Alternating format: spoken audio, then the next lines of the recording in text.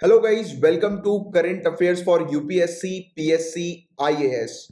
Guys, अगर आप UPSC civil services की तैयारी कर रहे हैं या किसी भी स्टेट सिविल सर्विसेज एग्जामिनेशन की तैयारी कर रहे हैं तो बिल्कुल सही जगह पर आप आए हैं। यहां पर सभी सोर्सेज से न्यूज को कवर किया जाता है, जैसे कि the Hindu, Indian Express, Times of India, Live Mint जैसे जो न्यूज़पेपर्स होते हैं उनकी न्यूज को कवर किया जाता है। पीआईबी की रिपोर्ट्स को डिस्कस करते हैं। राज्यसभा टेलीविजन में जो भी इंपॉर्टेंट डिबेट्स डिस्कशन आती हैं उनको लेक्चर के दौरान कवर किया जाता है। Even EPW, Down to Earth Yojana जैसी जो मैगजीन्स होती हैं उनके आर्टिकल्स को भी कवर करते हैं। तो आप डेली रेगुलर अगर क्लासेस को अटेंड करेंगे, रिलीजियसली क्लासेस को फॉलो करेंगे तो आपको 100% गारंटी सक्सेस मिलेगी और आपका 100% गारंटी सिलेक्शन होगा।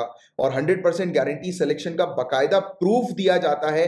नीचे डिस्क्रिप्शन पर आपको प्रूफ्स मिल जाएंगे, आप चेक कर सकते हैं कि previous year civil services examination में हमने जो टॉपिक्स कवर कराए थे उन्हीं से रिलेटेड क्वेश्चंस बने हैं। तो फटाफट चैनल को सब्सक्राइब कर लीजिए अगर आपने सब्सक्राइब नहीं किया है तो। इवन हम लोग काफी सारे हाई क्वालिटी जनरल स्टडीज के कोर्सेज भी ऑफर करते हैं। तो आने वाली स्लाइड्स में आपको कोर्सेज की डिटेल्स भी मिल जाएगी और हमारे दूसरे चैनल्स की इंफॉर्मेशन भी आपको प्रोवाइड करा दी जाएगी आने वाले स्लाइड्स में। और गाइज, नीचे डिस्क्रिप्शन पर टेलीग्राम के चैनल की लिंक भी आपको मिल जाएगी, आप उस चैनल को भी ज्वाइन कर सकते हैं। प्लस डिस्कशन ग्रुप भी है जहां पर काफी सारे सिविल सर्विसेज के एस्पिरेंट्स मौजूद हैं जो कि डेली बेसिस पर अपने जो भी डाउट्स वगैरह जो होते हैं उनको डिस्कस करते हैं, तो आप उसको ज्वाइन कर सकते हैं। तो फुल फोकस के साथ स्टार्ट करते हैं करंट अफेयर्स की क्लास को। बट बिफोर दैट ये कुछ कोर्सेज की डिटेल्स और हमारे चैनल्स की डिटेल्स हैं।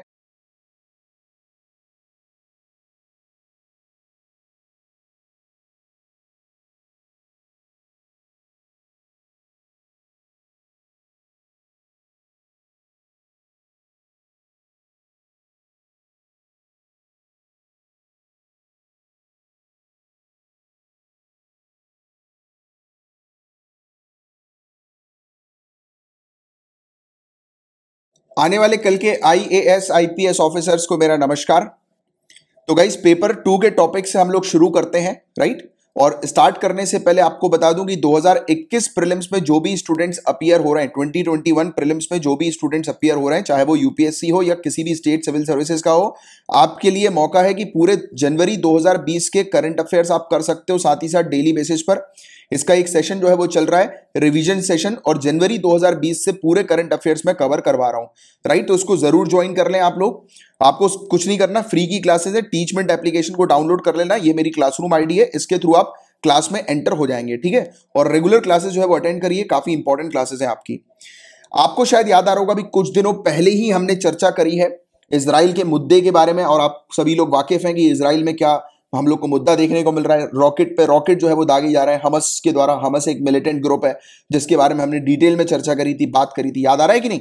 तो इसी पर ही हम लोग बात करने वाले हैं, क्योंकि इशू जो है गाइस वो आज की डेट में बढ़ता जा रहा है, राइट। और इससे रिलेटेड हर एक डिटेल आपको पता होनी चाहिए। अल अक्सा मस्जिद के बारे में तो अपन ने बात करी थी, शेख जर्रा की बात भी करेंगे और थोड़ा सा डिटेल में इस टॉपिक को हम लोग समझने की कोशिश करेंगे। तो चलो पहले मैं आप लोग को एक बैकग्राउंड बताता हूं। बैकग्राउंड क्या, मैं आपको रूट कॉज बताता हूं, क्योंकि कोई भी आज की डेट में घटना हुई है और आप सिविल सर्विसेज की तैयारी कर रहे हो तो आपको रूट कॉज पता होना चाहिए कि यार ये घटना कैसे हुई, क्या ऐसा हुआ कि एकदम से जो है वो इजराइल और पैलेस्टीन के बीच में इस प्रकार का युद्ध देखने को मिल रहा है कि पैलेस्टीन की तरफ से हमस मिलिटेंट ग्रुप जो है वो मिसाइल पे मिसाइल दागा जा रहा है इसके ऊपर, इजराइल के ऊपर। और ये भी कह रहे हैं कि अभी 2-3 हजार इस प्रकार के रॉकेट्स हमारे पास हैं जिसका हम उपयोग करेंगे, है ना। तो इस पर हम लोग थोड़ी सी चर्चा करते हैं कि रूट कॉज की बात करते हैं, स्पेशली कि हुआ कैसे ये सब शुरू, राइट। तो 6 मई 2021 की बात थी। कौन सी डेट थी? 6 मई 2021 की। बिल्कुल टाइमलाइन के थ्रू हम लोग चलेंगे, राइट। हम लोग को देखने को मिला कि एक कम्युनल वायलेंस हुआ। कम्युनल वायलेंस किसके बीच में? ज्यूइश के बीच में, यानी कि यहूदियों के बीच में और पैलेस्टीनियंस के बीच में। सदियों पुराना युद्ध है ये ज्यूइश और पैलेस्टीनियन का, जिसके बारे में कई बार हम लोग चर्चा कर चुके हैं इसके बारे में। 6 डेज वॉर भी हम लोग को देखने को मिला था, राइट, जिसमें इजराइल जो है उसने बैंड बजा दी थी आसपास के पूरे एरिया की, राइट। आसपास की पूरी जितनी भी कंट्रीज थी उनकी बैंड बजाती थी, उसने, जो कि इसके अगेंस्ट आई थी, इजराइल के अगेंस्ट, पैलेस्टीन को सपोर्ट करते हुए, है ना। तो वो चीज हमने देखी। तो वो तो बात की बात है, अपन आज के मुद्दे की बात करते हैं, क्योंकि आज का जो मुद्दा है वो आपको क्लियर अच्छे से रहना चाहिए एग्जामिनेशन पॉइंट ऑफ व्यू से कि मुद्दा क्या था। तो क्या हुआ, ज्यूइश और पैलेस्टीनियन के बीच में युद्ध हम लोग को देखने को मिला, राइट, 6 मई 2021 को। तो ये कम्युनल वायलेंस हुआ कैसे, क्रिएट कैसे हुआ? तो देखो, हम लोग को देखने को मिला था कि इजराइल की सुप्रीम कोर्ट ये फैसला सुनाने वाली थी किस चीज पर, कि 6 पैलेस्टीनियन फैमिलीज हैं, राइट, 6 पैलेस्टीनियन फैमिली हैं, 6 परिवार हैं, राइट, जो कि पैलेस्टीनियन के हैं, पैलेस्टीनियन के से बिलोंग करते हैं, मतलब कि अब पैलेस्टीनियन कम्युनिटी जो है उनका इंटरेस्ट यहां पर आ गया, शुरू हो गया, राइट। इनको इजराइल की सुप्रीम कोर्ट हटाने वाली थी, अपनी जगह से निकालने वाली थी। जिस जगह पर वो रह रहे हैं वो जगह जो थी वो शेख जर्रा हम लोग को देखने को मिलती है, जिस पर इजराइल का कंट्रोल है, राइट। तो सुप्रीम कोर्ट वहां की इन 6 परिवारों को निकालने वाली थी, उस जगह को खाली करने के ऑर्डर देने वाली थी। मतलब कि ये एक एंटीसिपेटेड डिसीजन जो है वो हम लोग को देखने को मिला था, मतलब कि पहले से जो है वो पता था पैलेस्टीनियंस को कि ये डिसीजन जो है वो लिया जाएगा। तो पैलेस्टीनियन जो थे वो गुस्सा हो गए, इन्होंने ज्यूइश के ऊपर अटैक करना शुरू कर दिया, राइट। इस प्रकार की चीज हम लोग को देखने को मिली। तो अब मुद्दा जो है वो कहां से शुरू हुआ, एक ऑर्डर से, जो ऑर्डर इजराइल की सुप्रीम कोर्ट पास करने वाली थी, ठीक है। इजराइल की सुप्रीम कोर्ट एक ऑर्डर पास करने वाली थी, फिर से रिपीट कर रहा हूं, जिस ऑर्डर के तहत ये हम लोग को एक क्षेत्र देखने को मिलता है जिसका नाम है शेख जर्रा। उस जगह पर 6 पैलेस्टीन फैमिली जो है वो निवास करती हैं, राइट। तो उनको वहां से हटाने के लिए सुप्रीम कोर्ट एक ऑर्डर पास करने वाली थी। अब ये चीज पैलेस्टीनियन को पसंद नहीं आई कि यार पैलेस्टीनियन कम्युनिटी के लोगों को जो है वो निकाला जा रहा है, उनको रहने नहीं दिया जा रहा उनकी जगह पर। तो पैलेस्टीनियन जो थे वो गुस्सा होगा ज्यूश के ऊपर, राइट, यानी कि यहूदी आबादियों के ऊपर गुस्सा होगा, और इस प्रकार से लड़ाई जो है वो शुरू हो गई। अब जब ये लड़ाई शुरू हो रही थी तो उस समय इजराइल की पुलिस वहां पर आई, और ये लड़ाई कहां पर हो रही थी, ये पूरा हम लोग को दंगा कहां पर देखने को मिल रहा था, ये अल अक्सा मस्जिद पर हम लोग को ये पूरा दंगा देखने को मिल रहा था। और आपको बता दें गाइस कि अल अक्सा मस्जिद इस्लाम धर्म में तीसरी सबसे पाक जगह बताई जाती है, तीसरी सबसे पाक जगह। तो यहां पर इस कंपाउंड में ये पूरा इशू, पूरा मुद्दा हम लोग को देखने को मिल रहा था, राइट, कि ज्यूइश और पैलेस्टीनियन का जो है वो मतलब वो हो गया था, दंगा शुरू हो गया था। इस बीच इजराइल की पुलिस आई दंगे को रोकने के लिए, तो पैलेस्टीनियन ने इजराइल की पुलिस के ऊपर अटैक कर दिया, पत्थर फेंकना शुरू कर दिया। तो इन्होंने क्या किया, इजराइल की पुलिस ने पैलेस्टीनियंस के ऊपर जो है वो टीयर गैस छोड़ दिए, रबर बुलेट छोड़ दी, स्टन ग्रेनेड छोड़ दिए। तो ये सब चीजें हम लोग को देखने को मिली। तो ये पूरा मुद्दा जो है वो यहां पर इस प्रकार से जो है वो देखने को मिला। और उसी समय जब ये पूरा मुद्दा जब देखा, तो जो सुप्रीम कोर्ट के जो अटॉर्नी जनरल हम लोग को देखने को मिलते हैं इजराइल के, तो उन्होंने ये चीज कही कि अब इस डिसीजन को 30 दिन के लिए जो है वो डिले कर दिया जाए, राइट। यानी कि ये डिसीजन, क्योंकि अभी तक मतलब कोर्ट ने जो है वो अपना जजमेंट दिया नहीं था, बट उससे पहले ही ये पूरा जो है वो इशू हम लोग को देखने को मिल गया था, राइट। पूरा मुद्दा जो है वो उससे पहले ही घट गया था। तो वहां के जो अटॉर्नी जनरल थे, जिनका नाम भी मैं आपको बताता हूं, अविचाई मंडेलब्लिट, तो इन्होंने जो है वो कहा कि इस टेंशन को कम करने के लिए, राइट, जो अभी मुद्दा है गर्मा गर्मी, इसको कम करने के लिए अब इस ऑर्डर को जो है वो 30 दिन बाद पास किया जाएगा, यानी कि जजमेंट जो है वो 30 दिन बाद जो है वो दिया जाएगा। ये चीज हो गई, राइट। अब पूरा माहौल तो 6 मई को शांत हो गया, बट कहीं ना कहीं गुस्सा तो पैलेस्टीनियंस के दिमाग में अभी भी था ही, राइट। और अटैक में इन्होंने देखा कि इजरायली पुलिस ने इनके ऊपर अटैक कर दिया और अल अक्सा मस्जिद पे अटैक हो गया, राइट। तो ये चीज दिमाग में चल रही थी सभी के। उसी समय हमने देखा कि 10 मई को जो इजराइल की जो फोर्सेस हैं उन्होंने इग्नोर कर दिया दिन के समय पर 2 पैलेस्टीनियन मिलिटेंट ग्रुप्स के मतलब मूवमेंट को, राइट। और हमस और पैलेस्टीनियन इस्लामिक जिहाद हैं, ये 2 मिलिटेंट ग्रुप्स हैं। इन्होंने हमस और दूसरा जो ग्रुप है वो एक और है पैलेस्टीनियन इस्लामिक जिहाद, इन दोनों ने मिलकर जो है वो इजराइल के ऊपर रॉकेट दागना शुरू कर दिया, राइट। फिर आयरन डोम हम लोग को जो देखने को मिलता है, जो मतलब उनकी जो शील्ड हम लोग को देखने को मिलती है, जिसके बारे में मैंने आपको अभी 2-3 दिन पहले ही जो है वो पढ़ाया था कि इसके पास जो है वो डिफेंस मिसाइल सिस्टम हम लोग को देखने को मिलता है, आयरन डोम नाम का, है ना। इसके बारे में हमने चर्चा करी थी कि जो भी रॉकेट जो थे वो इजराइल की टेरिटरी में आ रहे थे, तो वो रॉकेट जो है वो इजराइल में आने से पहले ही जो है वो ब्लास्ट हो जा रहे थे। तो उसके बारे में मैंने डिटेल में आपसे चर्चा की हुई है, ऑलरेडी डिस्कस किया हुआ है। तो ये फिर मुद्दा हम लोग को देखने को मिला। मेन जो रूट कॉज था वो आपको समझ में आ गया कि रूट कॉज जो था वो 6 पैलेस्टीनियंस को डिस्प्लेस करने का था, और ये इसलिए हो रहा था क्योंकि लगातार जो एरिया इजराइल के कंट्रोल में थी, राइट, तो उन एरिया से जो है वो स्पेशली जेरूसलम से बहुत सारे लोगों को हटाया जा रहा था। और अभी तक करीब 38,000, आज की रेट तक ये बोला जाता है कि 38,000 पैलेस्टीनियंस को डिस्प्लेस किया गया उनकी खुद की जगह से, जिस जगह पर वो निवास करते थे उनको उस जगह से हटाया गया। तो ये चीज हो रही थी, तो गुस्सा ऑलरेडी था ही पैलेस्टीनियंस के दिमाग में, और फिर वो गुस्सा इस प्रकार से फूट गया। अब एक और चीज थी जिसके कारण गुस्सा और ज्यादा बढ़ा हुआ था, वो ये था कि इसी समय पर हम लोग को देखने को मिलने वाला था कि जेरूसलम डे मनाया जाने वाला था। Jerusalem day, right, Jerusalem day के दिन जो है वो इजराइल की छुट्टी होती है, और इस दिन जो है वो ज्यूज जो हैं, यहूदी जो हम लोग को देखने को मिलते हैं, और एक और कम्युनिटी हम लोग को देखने को मिलती है, कम्युनिटी नहीं है मतलब कि जो ज्यूज को जो सपोर्ट करते हैं, जियोनिस्ट मूवमेंट जिसको हम लोग बोलते हैं, तो उनके द्वारा एक रैली जो है वो कंडक्ट की जानी थी, रैली, ठीक है, यानी कि मार्च जो है वो कंडक्ट किया जाना था। और इस मार्च में जो है वो याद करने वाले थे कि किस प्रकार से 1967 में इजराइल ने जो है वो पैलेस्टीन के ऊपर कब्जा कर लिया, राइट।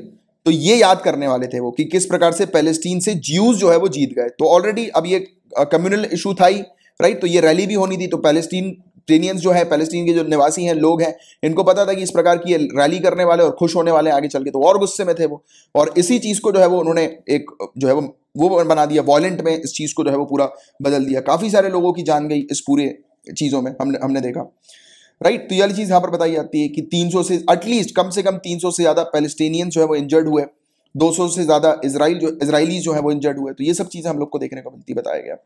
ठीक है, क्लियर आपको यहां तक बात है? होपफुली मतलब कोई किसी प्रकार की आपको कंफ्यूजन नहीं होगी। रूट कॉज जो था इजराइल और पैलेस्टीन के बीच में वो आपको क्लियर हो गया होगा। तो देखो, थ्योरी पे मैं आप लोग को पूरी चीज फिर से बता देता हूं जिससे कि और अच्छे से क्लैरिटी हो जाए। तो इजरायली आर्म फोर्सेज ने कहां पर अटैक किया था? अल अक्सा मस्जिद पे अटैक किया था। वो मैंने आपको बताया किस वजह से अटैक हुआ, राइट। और ये जेरूसलम में हम लोग को अल अक्सा मस्जिद देखने को मिलती है, हराम शरीफ में, राइट। और ये किस समय होने वाली थी? तो जियोनिस्ट नेशनलिस्ट जो हैं वो इजराइल ने जो ईस्टर्न हाफ को, जेरूसलम के ईस्टर्न हिस्से को 1967 में जो कैप्चर किया था, तो उसको याद करने के लिए वो एक मार्च करने वाले थे। हालांकि इस मार्च को, इस अटैक के बाद, यानी कि जो 6 मई को जो ये घटना घटी थी, वॉयलेंस जो हुआ था, तो उसके बाद जो है वो इस मार्च को डिले कर दिया गया कि अभी इस मार्च को जो है वो नहीं किया जाना है, मतलब कि अभी नहीं करते हैं इस मार्च को, राइट। तो ऐसा हो गया था। और फिर हमने देखा कि शेख जर्रा जो है उसके पास, यानी कि ये ईस्ट जेरूसलम के पास हम लोग को शेख जर्रा देखने को मिलता है, राइट। तो वहां पर क्राइसिस जो है वो और ज्यादा बढ़ गए क्योंकि शेख जर्रा से ही वो पैलेस्टीनियन फैमिली जो है उनको निकालना था, राइट। तो ये चीज हम लोग को देखने को मिली कि कुछ फैमिलीज को जो है वो निकालने की बात की गई और धमकी भी दी गई कि इन फैमिलीज को जो है वो निकाल दिया जाएगा शेख जर्रा से। अब जो भी फैमिली शेख जर्रा में निवास कर रही है, तो और मामला जो है वो बिगड़ता गया। और जियोनिज्म की अगर हम लोग बात करें गाइस, तो पूरे दुनिया भर का ये ज्यूइश मूवमेंट हम लोग को देखने को मिलता है, राइट। जैसा मैं अभी आपको बता रहा था कि यहूदी जो है उनको सपोर्ट करने के लिए ये मूवमेंट है, राइट। और इसने इस्टेब्लिश किया और डेवलपमेंट किया स्टेट ऑफ इजराइल का, राइट। और आज की डेट में स्टेट ऑफ इजराइल को जो है वो अपना ज्यूइश होमलैंड जो है ये मानते हैं। मतलब कि इस मूवमेंट के तहत ये इजराइल को अपना ज्यूइश जो है, यहूदी जो है वो अपना होमलैंड मानते हैं। तो ये जो मूवमेंट था वो यहूदियों का मूवमेंट था और वो सेलिब्रेट करना चाह रहे थे कि किस प्रकार से पैलेस्टीन की 12 बजा दी ज्यूइश ने, तो इसलिए पैलेस्टीन और गुस्सा हो गया। तो वो पूरे मैंने आपको पूरे कॉजेज जो है वो बताए कि क्या क्या घटना जो है वो आपको ध्यान में रखनी है और क्या क्या मतलब चीजें थी जिसके कारण से ये जो घटना जो है वो इतने बड़े पैमाने पर घट गई, राइट। क्योंकि बहुत सारे इवेंट्स थे, लगातार इवेंट्स हम लोग को देखने को मिले थे, राइट। अब कुछ की पॉइंट्स की बात करते हैं। अल अक्सा मस्जिद की बात करते हैं तो one of the holiest structure हम लोग को इस्लामिक धर्म में देखने को मिलता है। जैसे मैंने आपको बताया कि तीसरा सबसे पाक जगह जो है वो अल अक्सा मस्जिद जो है वो बताई जाती है। 35 एकड़ की ये जगह हम लोग को देखने को मिलती है। हरम अल शरीफ के नाम से ये जानी जाती है मुस्लिम्स के द्वारा, राइट। और इसके अलावा ज्यूइश जो है इस जगह को टेंपल माउंट के नाम से जो है वो जानते हैं, यहूदी द्वारा टेंपल माउंट के रूप में जाना जाता है इस जगह को, राइट। तो ये वाली चीज भी आप लोग को ध्यान में रखनी है, राइट। और इसके अलावा ये साइट जो है वो ओल्ड सिटी जो जेरूसलम की है उसका एक पार्ट है जो कि क्रिश्चियंस के लिए भी काफी सैक्रेड मानी जाती है। यानी कि जो ये अल अक्सा मस्जिद जिस जगह पर है ना, वो ना ही सिर्फ इस्लामिक धर्म के लिए सैक्रेड जगह है बल्कि वो क्रिश्चियंस के लिए भी काफी सैक्रेड है और ज्यूज के लिए भी और मुस्लिम्स के लिए, तीनों के लिए, तीनों धर्म के लिए ये काफी इंपॉर्टेंट जगह जानी जाती है। ऐसा माना जाता है कि इनका निर्माण 8वीं शताब्दी की शुरुआत में पूरा हो चुका था और इसके सामने डोम ऑफ द रॉक नाम का एक स्वर्ण गुबंद वाला इस्लामी स्थल स्थित है। गोल्डन डोम्ड इस्लामिक श्राइन यहां पर मौजूद है, राइट, जो जेरूसलम की मान्यता का प्रतीक हम लोग को देखने को मिलता है, जो जेरूसलम का सिंबल है।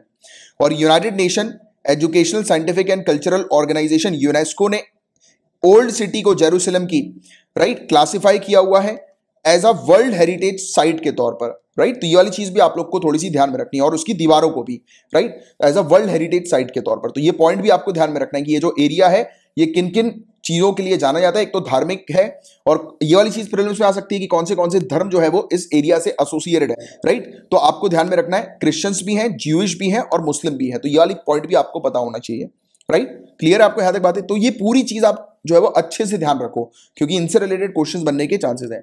तो कॉन्फ्लिक्ट क्या हम लोग को जेरूसलम में देखने को मिला था? तो जेरूसलम जो है वो हम लोग को इजराइल और पैलेस्टीन के कॉन्फ्लिक्ट का सेंटर हम लोग को देखने को मिलता है, मुख्य केंद्र देखने को मिलता है। दोनों ही क्लेम करते हैं कि जेरूसलम जो है, इजराइल क्लेम करता है जेरूसलम उसकी कैपिटल है, पैलेस्टीन क्लेम करता है कि जेरूसलम उसकी कैपिटल है।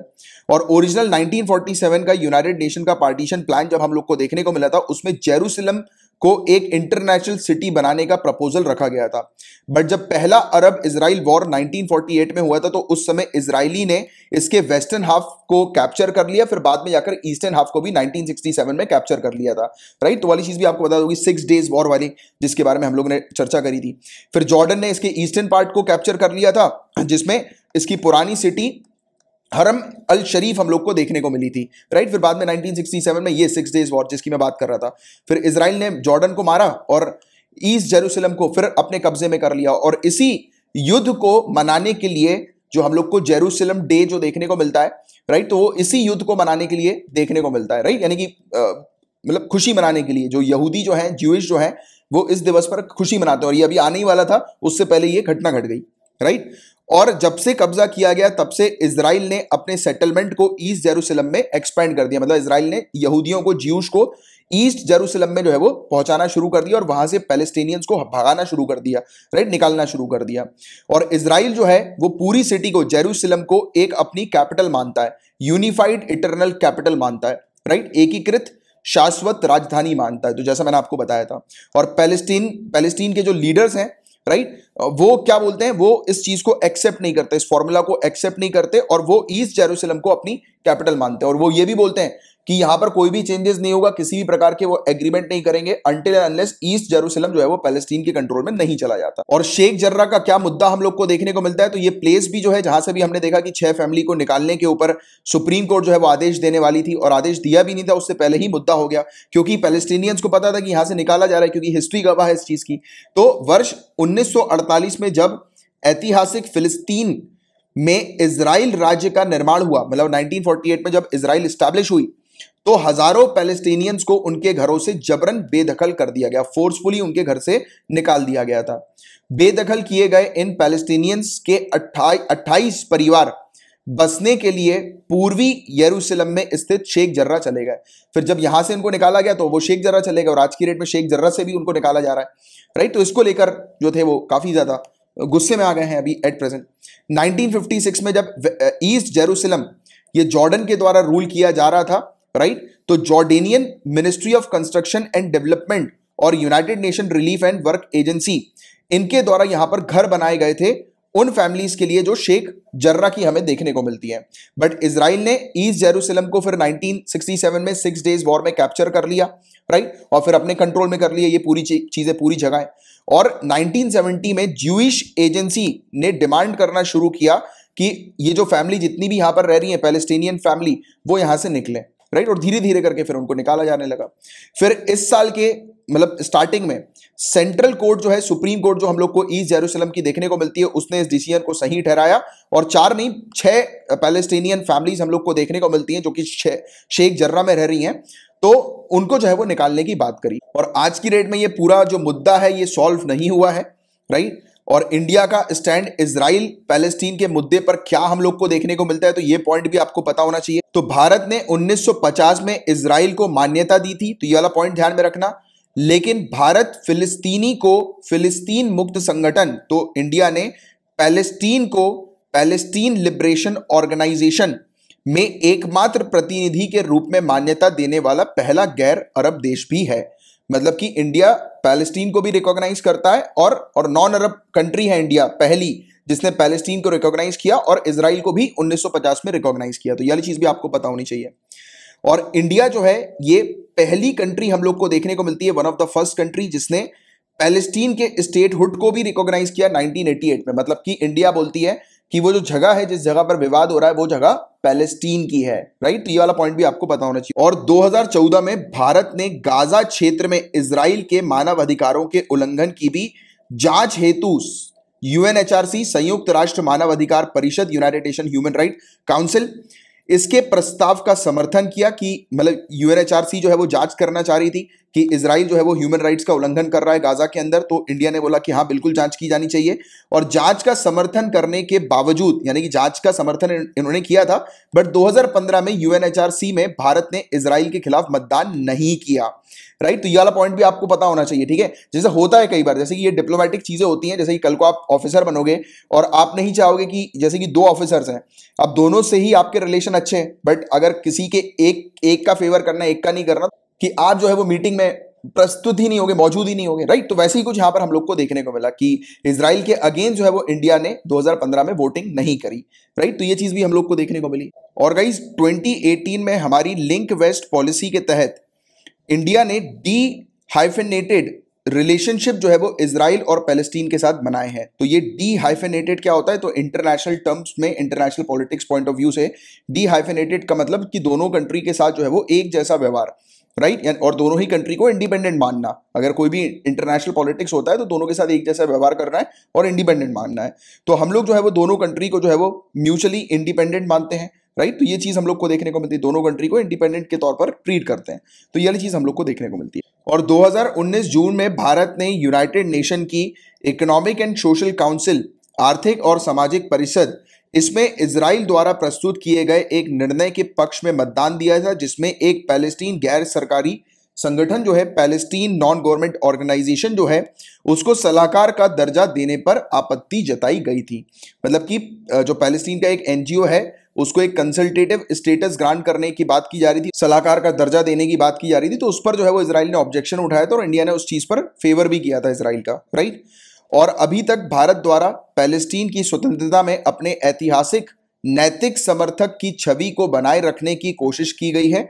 मतलब कि सो फार इंडिया ने अभी भी मेंटेन करने की कोशिश करी है कि जो उसकी हिस्टोरिकल मॉरल सपोर्ट है पैलेस्टीन को लेकर, राइट, तो उसको अभी भी जो है वो बना के रखा हुआ है। यानी कहीं ना कहीं एक इंक्लिनेशन इंडिया का पैलेस्टीन की तरफ होता है, राइट। साथ ही साथ इजराइल के साथ हम लोग मिलिट्री, इकोनॉमिक और दूसरे स्ट्रेटेजिक रिलेशनशिप जो है वो उसमें इन्वॉल्व रहते हैं, एंगेज करते हैं इजराइल के साथ, राइट। तो दोनों के साथ ही हमारे रिलेशन, ऐसा कहना बिल्कुल भी ठीक नहीं होगा कि हम जो है वो एक को ज्यादा फेवर करते हैं, एक को कम करते हैं। तो ये बकायदा दिखता है कि जैसे कि इजराइल हमें वेरियस टेक्नोलॉजीज प्रोवाइड कराता है, राइट, और हम भी जो है वो पैलेस्टीन को सपोर्ट करते हैं कहीं ना कहीं मॉरली। तो ये चीज भी लगातार दिखती ही है इस प्रकार की। तो हमने एक बैलेंस जो है वो क्रिएट करके रखा हुआ है, जो कि काफी अच्छी बात होती है इंटरनेशनल पॉलिटिक्स में। और मार्च 2021 में इंटरनेशनल क्रिमिनल कोर्ट ICC, अंतर्राष्ट्रीय आपराधिक न्यायालय, इसने इजराइल के वेस्ट बैंक और गाजा स्ट्रिप जो हम लोग को इसकी देखने को मिलती है, उसके कब्जे वाले जो पैलेस्टीन क्षेत्र हैं उसमें युद्ध अपराधों की जांच शुरू की है। तो ICC का केस भी एक चल रहा है, आप लोग को इसके बारे में भी जानकारी होनी चाहिए। इसके बारे में हालांकि पहले भी पढ़ा चुका हूं मैं आप लोग को। और अप्रैल 2021 में अमेरिका ने पैलेस्टीन को कम से कम 235 मिलियन अमेरिकी डॉलर की फाइनेंशियल हेल्प भी प्रोवाइड कराई है, फाइनेंशियल एड असिस्टेंस जो है वो प्रोवाइड किया है यूनाइटेड स्टेट्स ने। तो ये वाली चीज भी आपको पता होनी चाहिए, रिस्टोर कर दिया है। और आगे की बात करें तो अब क्या किया जाना चाहिए, तो पूरे दुनिया को एक बड़े पैमाने पर शांतिपूर्ण समाधान हेतु एक साथ आने की जरूरत है, लेकिन इजराइल सरकार और अन्य शामिल दलों की अनिच्छा, मतलब कि वो चाह नहीं रहे हैं कि इस प्रकार का कोई हम लोग को मतलब लार्ज लेवल पर, वर्ल्ड लेवल पर हम लोग को एक कॉन्फ्रेंस देखने को मिले जो कि पीस करवाए, यानी कि शांति करवाए पैलेस्टीन और इजराइल के बीच में। तो ऐसा इजराइल जो है वो नहीं जा रहा है बिल्कुल भी, राइट, कि इस मुद्दे को जो है वो इस प्रकार से इंटरनेशनल प्लेटफॉर्म पर जो है वो बढ़ाया जाए या उसको एक्सपोज किया जाए। और एक संतुलित दृष्टिकोण अरब देशों के सहित इजराइल के साथ अनुकूल संबंध बनाए रखने में मददगार साबित होगा, जो कि डोनाल्ड ट्रंप ने कहीं ना कहीं वाली अप्रोच अपनाई थी कि इजराइल और अरब कंट्रीज के बीच में एक रिलेशनशिप क्रिएट करने की, राइट। तो ये वाली चीज है जिसका एक आपको आइडिया होना चाहिए। और रीसेंट नॉर्मलाइजेशन, वही चीज मैंने आपको बताई कि इजराइल और UAE के बीच में, बहरीन के बीच में, सूडान के बीच में, मोरक्को के बीच में, जिसे अब्राहम अकॉर्ड हम लोग कहते हैं, राइट। तो ये स्टेप्स थे सही डायरेक्शन की तरफ। और जितनी भी रीजनल पावर है, क्योंकि देखो पैलेस्टीन जो है उसका सपोर्ट करती है अरब कंट्री, और अरब कंट्री का अगर रिलेशन इजराइल के साथ अच्छा होगा तो ऑटोमेटिकली कहीं ना कहीं इजराइल देश भी पैलेस्टीन को इजराइल के साथ जो है वो संबंध ठीक करने में जो है वो काम करेंगे, उनको सलाह देंगे। तो ये वाली चीज है, राइट। तो ये चीज हम लोग को देखने को मिलती है। तो ये वाली चीज भी आप लोग को अब्राहम अकॉर्ड के बारे में थोड़ा सा पता होना चाहिए, प्रीलिम्स पॉइंट ऑफ व्यू से भी और मेंस पॉइंट ऑफ व्यू से भी। तो ये पूरी डिटेल में हर एक पॉइंट की हमने एनालिसिस करी। होपफुली आपको अब अच्छे से ये टॉपिक जो है वो समझ में आ गया होगा, पूरा मुद्दा समझ में आ गया होगा। अब आर्टिकल 311 के बारे में मैंने कल आपसे पढ़ने के लिए कहा था, तो चलिए इसकी भी चर्चा कर लेते हैं।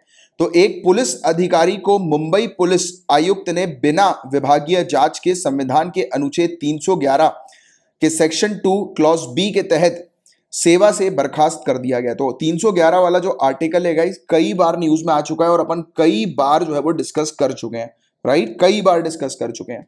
तो ये वाली चीज आप लोग को पता होगी, राइट। इसके बारे में कितनी बार हमने डिस्कस किया है। तो ये वाला टॉपिक जब लगातार न्यूज में आ रहा है तो ये टॉपिक आपको अच्छे से पढ़ने की आवश्यकता है। तो देखो गाइस, आर्टिकल 311 क्लॉज 1 क्या कहता है। तो सिंपल सी चीज बात ये करता है कि किसी भी सरकारी अधिकारी को, चाहे वो ऑल इंडिया सर्विसेज का हो या स्टेट गवर्नमेंट सर्विसेज का हो, तो कोई भी सरकारी अधिकारी है उसे डिसमिस नहीं किया जा सकता, ना रिमूव किया जा सकता है सबऑर्डिनेट अथॉरिटी के द्वारा। यानी कि वो अथॉरिटी जिसने उसको अपॉइंट किया है, तो उस अपॉइंटमेंट वाली जो पोस्ट है उसके नीचे की पोस्ट वाले अधिकारी जो है वो उसे निकाल नहीं सकते, राइट। यानी कि जिस अधिकारी ने उन्हें अपॉइंट किया है, और अगर निकालने की बात होती है, रिमूवल की बात होती है, डिसमिस करने की बात होती है, तो वही अथॉरिटी उसको रिमूव करेंगे, उस एम्प्लॉय को जिस रैंक ने उन्हें अपॉइंट किया है या उससे ऊपर वाली रैंक ने, जिन्होंने अपॉइंट किया उससे ऊपर की जो रैंक होती है ना, सिर्फ वही अधिकारी इन्हें निकाल सकते हैं या डिसमिस कर सकते हैं, राइट। तो नीचे वाली रैंक के सबऑर्डिनेट अथॉरिटीज जो हैं वो नहीं निकाल सकते। तो ये वाली पॉइंट हमें देखने को मिलती है। तो आर्टिकल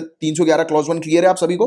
अब 311 क्लॉज 2 जानो आप, कि नो सिविल सर्वेंट, कि कोई भी सिविल सर्वेंट डिसमिस नहीं होगा या ना रिमूव किया जाएगा, ना उसकी रैंक जो है वो नीचे की जाएगी, एक्सेप्ट जब तक उसके ऊपर कोई इंक्वायरी नहीं बैठती है तो, और जब तक उसे उसके चार्जेस के बारे में इंफॉर्म नहीं कर दिया जाता है तो, और उसे रीजनेबल अपॉर्चुनिटी सुनवाई की दी जाएगी। जैसे कि होता है ना, कई बार किसी अधिकारी के खिलाफ जो है वो कुछ कार्रवाई करनी होती है, तो वो हम लोग को विभागीय जांच देखने को मिलती है, राइट। एक अपॉर्चुनिटी उसको दी जाती है, डिपार्टमेंटल इंक्वायरी उसके अगेंस्ट जो है वो बैठती है। जैसे कि कल को आप ऑफिसर बनेंगे, राइट, तो आप भी जो है आप देख रहे हैं कि आपके ऑफिस के अंदर अगर कोई अधिकारी है, राइट, तो वो आपको पता लग रहा है कि करप्शन कर रहा है और सही तरीके से लॉ एंड ऑर्डर के अकॉर्डिंग काम नहीं कर रहा है, तो आप उसके अगेंस्ट जो है वो डिपार्टमेंटल इंक्वायरी जो है वो बिठाओगे। मतलब कि उसको मौका दोगे उस इंक्वायरी के थ्रू सुनने का कि भाई आपके खिलाफ ये चार्जेस हैं, सही है कि नहीं, आप बताओ, आपको अगर इस पे कुछ बोलना है तो उस अधिकारी को मौका दिया जाता है, अपॉर्चुनिटी दी जाती है कि अपने पक्ष में बोलने की, राइट।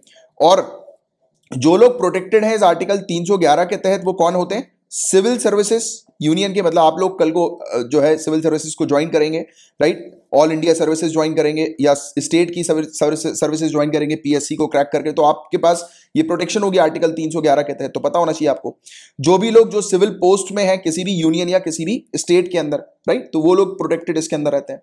और देखिए, जो पब्लिक ऑफिसर होते हैं, सिविल सर्वेंट्स होते हैं, सिर्फ उन्हीं के लिए ये आर्टिकल 311 एप्लीकेबल है। ये डिफेंस पर्सनल के लिए एप्लीकेबल नहीं है। तो जो डिफेंस पर्सनल जो हम लोग को देखने को मिलते हैं ना, रक्षा कर्मी जो हम लोग को आर्म फोर्सेस की जो हम लोग को देखने को मिलते हैं, तो उनके लिए ये 311 नहीं है। ये पॉइंट भी ध्यान में रखना। अब इसमें एक्सेप्शंस हम लोग को क्या क्या देखने को मिलते हैं, तो 311 क्लॉज 2 के अंदर एक्सेप्शन है। तो 2A के अंदर है कि अगर किसी व्यक्ति को डिसमिस किया जाता है या उसको हटाया जाता है या उसकी रैंक से नीचे उसको करा जाता है, राइट, उसकी रैंक कम की जाती है, जैसे प्रमोशन होता है वैसे डिमोशन हम लोग को देखने को मिलता है। किस चीज के आधार पर? कंडक्ट के आधार पर, कि किस प्रकार से वो व्यक्ति जो है वो अपने ऑफिस में कंडक्ट कर रहा है, राइट, और जिसके कारण क्रिमिनल चार्जेस उस व्यक्ति के ऊपर जो है वो लगे हैं, तो उस आधार पर उसे डिसमिस किया जा सकता है। तो ये एक्सेप्शन है, मतलब इसमें फिर सामने वाले को सुना नहीं जाएगा। अगर वो सही तरीके से ऑपरेट नहीं कर रहा है, लॉ एंड ऑर्डर के मतलब थ्रू अगर चल नहीं रहा है और उसके प्रूफ अगर आ चुके हैं और उस व्यक्ति के खिलाफ जो है वो, यानी कि उसको दोषी ठहराया गया है, राइट, अपराधों में, यानी कि मतलब कि सिद्ध हो गया है कि सामने वाला व्यक्ति दोषी है, फिर उसको जो है वो ऐसी डिपार्टमेंटल इंक्वायरी का मौका नहीं दिया जाता। और जिस भी अधिकारी के पास पावर है किसी पर्टिकुलर ऑफिशियल को रिमूव करने की, डिसमिस करने की या उसकी रैंक को कम करने की, अगर वो सेटिस्फाई हो जाते हैं कुछ पर्टिकुलर रीजन के द्वारा, वो भी राइटिंग में जिसे रिकॉर्ड किया जाता है, वो अगर सेटिस्फाई हो जाते हैं, तब हमें देखने को मिलता है कि फिर वो प्रैक्टिकली ऐसी इंक्वायरी, मतलब कि सेटिस्फैक्शन हो गया, सामने वाले ने जो भी गुनाह किया है वो उस चीज से सामने, यानी कि जो एम्पावर्ड अथॉरिटी जो होती है, यानी कि जिनके पास फैसला लेने का पावर होता है, तो वो अगर सेटिस्फाइड है तो ऑब्वियस सी बात है कि फिर सामने वाले को सुनने की जरूरत होती नहीं है, फिर उसको रिमूव ही किया जाता है ना। क्योंकि मेन खेल वही होता है ना कि सेटिस्फेक्शन। अगर डिपार्टमेंटल इंक्वायरी भी बैठेगी तो सेटिस्फेक्शन भी बहुत जरूरी है। जो इंपावर्ड अथॉरिटीज होती है, जो फाइनल डिसीजन लेती है सामने वाले को निकालने के लिए, तो भी हमें देखने को मिलता है। जैसे कि इंपावर्ड अथॉरिटी के पास अगर केस आता है और उनको पता है कि सेटिस्फाइड है कि हाँ यार ये व्यक्ति जो है इसने गड़बड़ करी है और इसको निकाल देना चाहिए, डिसमिस कर देना चाहिए, तो फिर उसे डिसमिस कर दिया जाता है।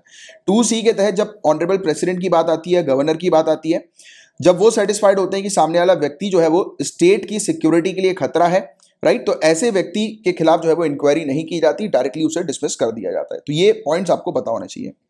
और दूसरे जो रीसेंट केस हम लोग को 311 से रिलेटेड देखने को मिले, जिसके बारे में करंट अफेयर्स में अपन ने रीसेंट पास में पढ़ाई है, तो जम्मू एंड कश्मीर के अंदर हमें देखने को मिला था कि एक स्पेशल टास्क फोर्स जो है वो सेटअप की गई थी ऐसे मामले की खोज करने के लिए, जिसमें जो एम्प्लॉय जो है वो सस्पेक्टेड हम लोग को नजर आ रहे हैं, जिनके खिलाफ जो है वो 311 2 क्लॉज C के तहत जो है वो कार्रवाई करनी चाहिए, राइट, कि जो इन्वॉल्व है ऐसी एक्टिविटीज में जो कि हमारी कंट्री के लिए खतरा हो सकती है, तो उनको फाइंड आउट करने के लिए एक स्पेशल टास्क फोर्स बनाई गई।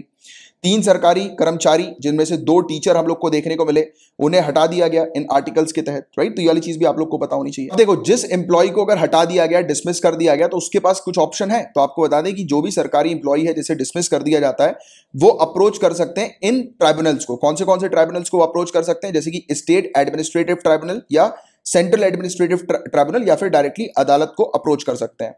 और दूसरे रिलेटेड कॉन्स्टिट्यूशनल प्रोविजन इसके बारे में क्या कहते हैं, तो पार्ट 14 हमारे इंडियन कॉन्स्टिट्यूशन का ये डील करता है सर्विसेज से रिलेटेड और यूनियन और स्टेट की। तो यूनियन और स्टेट की सर्विसेज से रिलेटेड ये डील करता है। तो देखिए, आर्टिकल 309 के तहत पार्लियामेंट को पावर दी गई है और स्टेट लेजिस्लेचर को पावर दी गई है कि पार्लियामेंट और स्टेट लेजिस्लेचर रेगुलेट कर सकती है। मतलब कि यूनियन और स्टेट के अंदर जो भी मामला चल रहा होता है, किस कनेक्शन से रिलेटेड, जैसे कि उस पोस्ट से रिलेटेड या पब्लिक सर्विस से रिलेटेड या किसी व्यक्ति के अपॉइंटमेंट से रिलेटेड, राइट, तो या सर्विस कंडीशन से रिलेटेड या रिक्रूटमेंट से रिलेटेड कुछ मामला होता है, तो उसको रेगुलेट कर सकती है पार्लियामेंट आर्टिकल 309 के तहत। तो ये वाले पॉइंट भी आपको ध्यान में रखना है। और आर्टिकल 10 के तहत और कुछ पर्टिकुलर प्रोविजन जो कि कॉन्स्टिट्यूशन में लिखे हुए हैं, उसको छोड़कर जितने भी हम लोग को सिविल सर्वेंट देखने को मिलते हैं यूनियन में, वो ऑनरेबल प्रेसिडेंट के प्लेजर पर ही काम करते हैं। और जितने भी सिविल सर्वेंट हम लोग को स्टेट के अंदर देखने को मिलते हैं, वो उस मतलब स्टेट के गवर्नर के प्लेजर में काम करते हैं। और इस चीज को इंग्लिश डॉक्ट्रिन ऑफ प्लेजर हम लोग कहते हैं, राइट। मतलब कि जब भी अगर सेटिस्फाइड होंगे ऑनरेबल प्रेसिडेंट या गवर्नर, तो वो उसको निकाल देंगे। और गाइज, ये वाली जो पावर जो होती है वो पूरी तरह से एब्सोल्यूट नहीं है। वो इसलिए नहीं है क्योंकि आर्टिकल 311 जो होता है वो इस प्रकार की कंडीशन लगा देता है कि किसी भी अधिकारी को निकालने से पहले उसका पक्ष जो है वो सुनना जरूरी है। बट कुछ केसेस में अलाउड नहीं होता, राइट, जैसे कि अगर वो स्टेट के लिए खतरा है तो फिर उसे डिसमिस कर दिया जाता है। तो ये पॉइंट्स आपको बहुत अच्छे से पता होनी चाहिए इसके बारे में। ये टॉपिक काफी ज्यादा इंपॉर्टेंट है। गाइस, कोविड का इन्फेक्शन जो है वो वल्नरेबल ट्राइबल ग्रुप्स में भी फैल रहा है, तो इसको लेकर एक बहुत अच्छा आर्टिकल है जिसके बारे में हम लोग डिस्कस कर रहे हैं। काफी सारे मेंबर्स 8 अलग अलग पर्टिकुलरली वल्नरेबल ट्राइबल ग्रुप के, मैं आपको एक जनरल आइडिया देता हूं। पर्टिकुलरली वल्नरेबल ट्राइबल ग्रुप जो है वो क्या होता है, इसके बारे में मैंने आपको पहले भी कई बार पढ़ा चुका हूं। तो जो ट्राइबल ग्रुप्स होती हैं वो ऑलरेडी काफी पिछड़ा वर्ग होता है, इसके बारे में आप सभी लोग जानते हैं। तो उस पिछड़े वर्ग में भी और भी जो पिछड़ी हम लोग को मतलब ट्राइब्स देखने को मिलती हैं, राइट, तो वो पर्टिकुलरली वल्नरेबल ट्राइबल ग्रुप हम लोग को देखने को मिलती है। तो ये चीज ध्यान में रखना, विशेष रूप से कमजोर जनजाति समूह, राइट। तो ये दूसरी वेव जो कोविड-19 की आई है ओडिशा के अंदर, तो वहां पर ये इन्फेक्ट हुई है PVTG, particularly vulnerable tribal group. Infection जो है गाइस, इसमें बोंडा ट्राइब भी है। अब ये टॉपिक में आपको ध्यान रखना है कौन सी ट्राइब कहां पर है, क्योंकि ऐसे क्वेश्चन आते हैं। बोंडा ट्राइब, ये मलकांगिरी जो चोटी हम लोग को, हिल्स जो हम लोग को देखने को मिलती है, पहाड़ियां जो हम लोग को देखने को मिलती है, और डोंगरिया कोंड ट्राइब, राइट, जो कि नियामगिरी पहाड़ी पर है। तो मलकांगिरी पहाड़ी और नियामगिरी पहाड़ी ओडिशा में है, याद रखिएगा। और यहां पर बोंडा ट्राइब और डोंगरिया कोंड ट्राइब हम लोग को देखने को मिलती है, तो याद रखना है आप लोगों को, ठीक है। कुछ चीजों की बात करें, ओडिशा के अंदर कौन सी ट्राइबल ग्रुप्स हैं, तो अकॉर्डिंग टू 2011 सेंसस, 2011 के सेंसस के अकॉर्डिंग ओडिशा के अंदर जो ट्राइबल पॉपुलेशन है वो पूरी कंट्री की टोटल पॉपुलेशन का 9% है। तो 9% ओडिशा में कुल जनजाति आबादी हम लोग को देखने को मिलती है। और ट्राइबल जो है वो यहाँ पर पूरी ओडिशा की पॉपुलेशन के 22.885% हम लोग को देखने को मिलता है। और अगर हम बात करें नंबर्स के तौर पर, तो ओडिशा के अंदर अगर बात करें ओडिशा किस पोजीशन पर आती है, तो तीसरे नंबर पर आती है ट्राइबल्स के मामले में। आप मुझे बताइए कि सबसे नंबर 1 पर कौन सी स्टेट है जहां पर सबसे ज्यादा ट्राइबल ग्रुप्स हम लोग को देखने को मिलते हैं? तो ओडिशा तीसरे नंबर पे है। तो आप 1 और 2 का आप बताइए। टॉप 5 तो आपको पता होनी चाहिए, जरा नीचे टॉप 5 के ही बताइए नीचे आंसर लिखकर। और 62 ट्राइबल ग्रुप में से यहां पर ओडिशा के अंदर 13 ऐसी ग्रुप ट्राइबल ग्रुप्स हम लोग को देखने को मिलती है जो कि पर्टिकुलरली वल्नरेबल ट्राइबल ग्रुप है, यानी कि पिच और भी कमजोर वर्ग है, यानी कि पिछड़ा वर्ग है और भी ट्राइब्स में से। 13 particularly vulnerable tribal group Odisha में कौन सी है? तो बोंडा, बिरहोर, चुक्तिया और भुंजिया, दिदाई, डुंगरिया कंढा, हिल, खरिया, जुआंग, कुतिया कोंड, लंजिया, सौरा, लोधा और मनकिरदिया, पाउड़ी, भुयन और सावरा। तो ये आप लोग को थोड़ा सा आइडिया होना चाहिए। तो देखो ट्राइबल पॉपुलेशन जो है गाइज, ये हम लोग को पूरी की पूरी 7 डिस्ट्रिक्ट्स में देखने को मिलती है, राइट। और 6 और डिस्ट्रिक्ट्स हैं, उनके कुछ पार्ट्स में हम लोग को नजर आती है। कौन सी डिस्ट्रिक्ट्स हैं? तो कंधमाल, मयूरभंज, सुंदरगढ़, नबरंगपुर, कोरापुट, मलकानगिरी, रायगढ़। ठीक है, तो ये वाला पॉइंट भी आपको थोड़ा सा याद रखना है।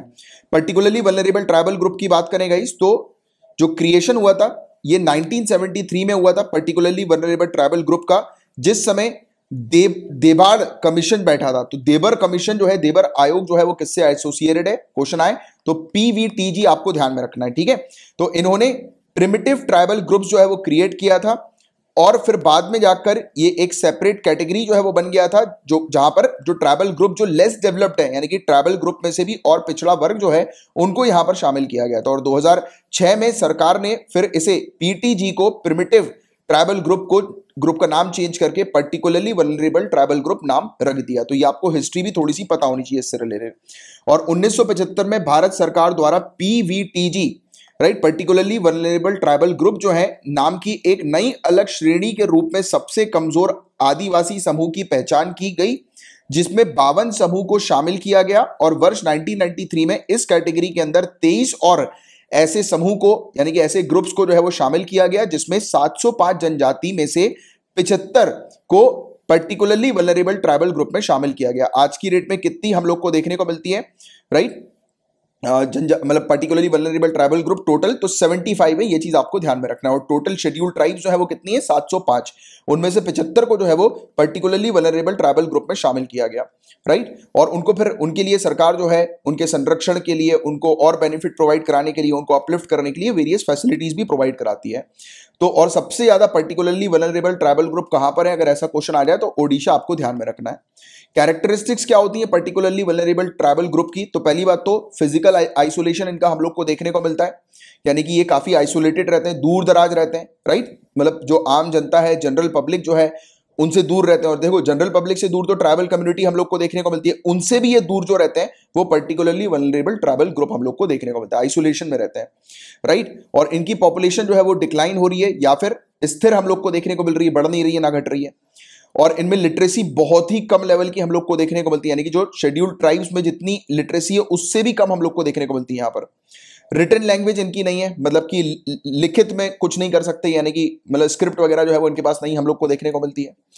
Pre agricultural stage of economy हम लोग को देखने को मिलती है यहाँ की, मतलब कि जिस समय एग्रीकल्चर नहीं हुआ था उससे पहले, जैसे कि लोग जो है वो जंगलों में हम लोग को देखने को मिलता था कि जाकर जो भी मिल रहा है, राइट, रॉ मटेरियल जो भी मिल रहा है उसको खा रहे हैं, तो उस तरीके की मतलब इनका वो हम लोग को देखने को मिलता है, राइट। एक्टिविटीज वगैरह जैसे कि हंटिंग के ऊपर डिपेंडेंट है, फूड गैदरिंग के ऊपर डिपेंडेंट है, शिफ्टिंग कल्टीवेशन हम लोग को देखने को मिलता है, मतलब कि एक जगह पे स्थिर नहीं रहते हैं ये लोग, ठीक है।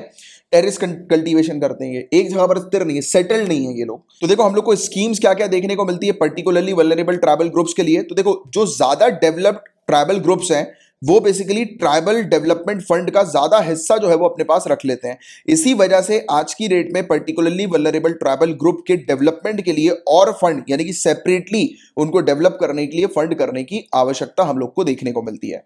मिनिस्ट्री ऑफ ट्राइबल अफेयर्स ने स्कीम जो है वो इंप्लीमेंट करी है। क्वेश्चन ये भी बन सकता है कि पर्टिकुलरली वल्नरेबल ट्राइबल ग्रुप के लिए कौन सी मिनिस्ट्री जो है वो रिस्पॉन्सिबल है मतलब उनको डेवलप करने के लिए, उनके लिए स्कीम्स निकालने के लिए, तो मिनिस्ट्री ऑफ ट्राइबल अफेयर्स आपको ध्यान में रखना है, ठीक है। तो development of particularly vulnerable tribal group करके एक स्कीम हम लोग को देखने को मिलती है, जिसमें 75 की 75 पर्टिकुलरली वल्नरेबल ट्राइबल ग्रुप को शामिल किया गया है और उनके सोशियो इकोनॉमिक डेवलपमेंट पर मेनली काम किया जाता है, राइट। तो ये वाली चीज है।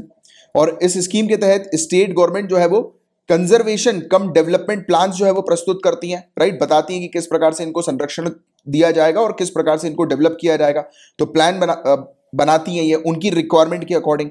और 100% जो फाइनेंशियल जो एड है, राइट, यानी कि वित्तीय सहायता जो हम लोग को 100% देखने को मिलती है वो स्टेट्स को अवेलेबल की जाती है इस स्कीम के प्रोविजन के अकॉर्डिंग, यानी कि जिस भी चीज की जरूरत है उसके अकॉर्डिंग उनको प्रोवाइड की जाती है। तो ये वाला पॉइंट आपको पता होना चाहिए। अब गाइस देखो, ये मेंस का बहुत अगेन इंपॉर्टेंट टॉपिक है। आज के पूरे टॉपिक्स हम लोग को मेन सेंट्रिक ही देखने को मिल रहा है, राइट। तो ये जो टॉपिक है ये एजुकेशन से रिलेटेड है कि कोविड-19 के बाद पोस्ट कोविड एजुकेशन की क्या नई अप्रोचेस होने वाली है, क्योंकि एजुकेशन एक ऐसा सेक्टर है जिससे रिलेटेड क्वेश्चंस अक्सर पूछे जाते हैं। और कोविड-19 ने ना ही सिर्फ हेल्थ सेक्टर को तहस महस किया बल्कि एजुकेशन सेक्टर को भी और भी वेरियस सेक्टर को भी, इकोनॉमी के जो है वो उनको, यानी कि हमारी कंट्री के वेरियस सेक्टर को अफेक्ट किया है। तो हम लोग इस चीज के बारे में जो है वो थोड़ी चर्चा करने वाले हैं। तो कोविड-19 के इन्फेक्शन के केसेस जो हम लोग को बढ़ते हुए नजर आ रहे हैं दूसरे वेव में, राइट, सेकेंड वेव जो कोविड-19 का हम लोग को देखने को मिल रहा है, तो बच्चों की एजुकेशन पर बहुत ज्यादा अफेक्ट हुआ है और पूरे नेशन की एजुकेशन पर बच्चों की अफेक्ट हुआ है। तो क्या क्या चिंताएं इससे जुड़ी हुई हैं? तो ऑनलाइन एजुकेशन की अवेलेबिलिटी जो है वो बहुत बड़ी चिंता हम लोग को देखने को मिलती है। ऑनलाइन एजुकेशन जो है गाइस, ये माना गया था कि ऑल्टरनेटिव तौर पर इसका उपयोग किया जाएगा, राइट, एजुकेशन को स्प्रेड करने के लिए, बट ये एक बड़ा फेलियर के तौर पर आज की डेट में इंडियन स्टूडेंट की कंडीशन की अगर हम लोग बात करें तो उनकी आज की जो कंडीशन है उस चीज को अगर हम लोग देखें तो उस पर्सपेक्टिव से ये एक बड़ा फेलियर हो गया है। तो अच्छा, बुरा नहीं है, बट इंडियन स्टूडेंट्स की कंडीशन के हिसाब से बहुत जो है वो फेलियर के तौर पर नजर आ रहा है। दो चीजें आपको ध्यान में रखनी है, एक अवेलेबिलिटी और एक अफोर्डेबिलिटी। हमारी कंट्री में आज भी काफी सारी ऐसी जगह है जहां पर इंटरनेट कनेक्शन जो है, ब्रॉडबैंड जो है वो अवेलेबल नहीं है, राइट, या फिर नेटवर्क्स वगैरह जहां पर प्रॉपर नहीं है। काफी सारी ऐसी जगह है, काफी सारे ऐसे गांव जहां पर नेटवर्क नहीं मिलता, राइट, बहुत दिक्कतें आती हैं। और दूसरी सबसे बड़ी बात वो है अफोर्डेबिलिटी, पैसा, राइट। आज की डेट में जैसे कि लॉकडाउन के चलते पूरी इकोनॉमी की हालत खराब है, तहस महस है।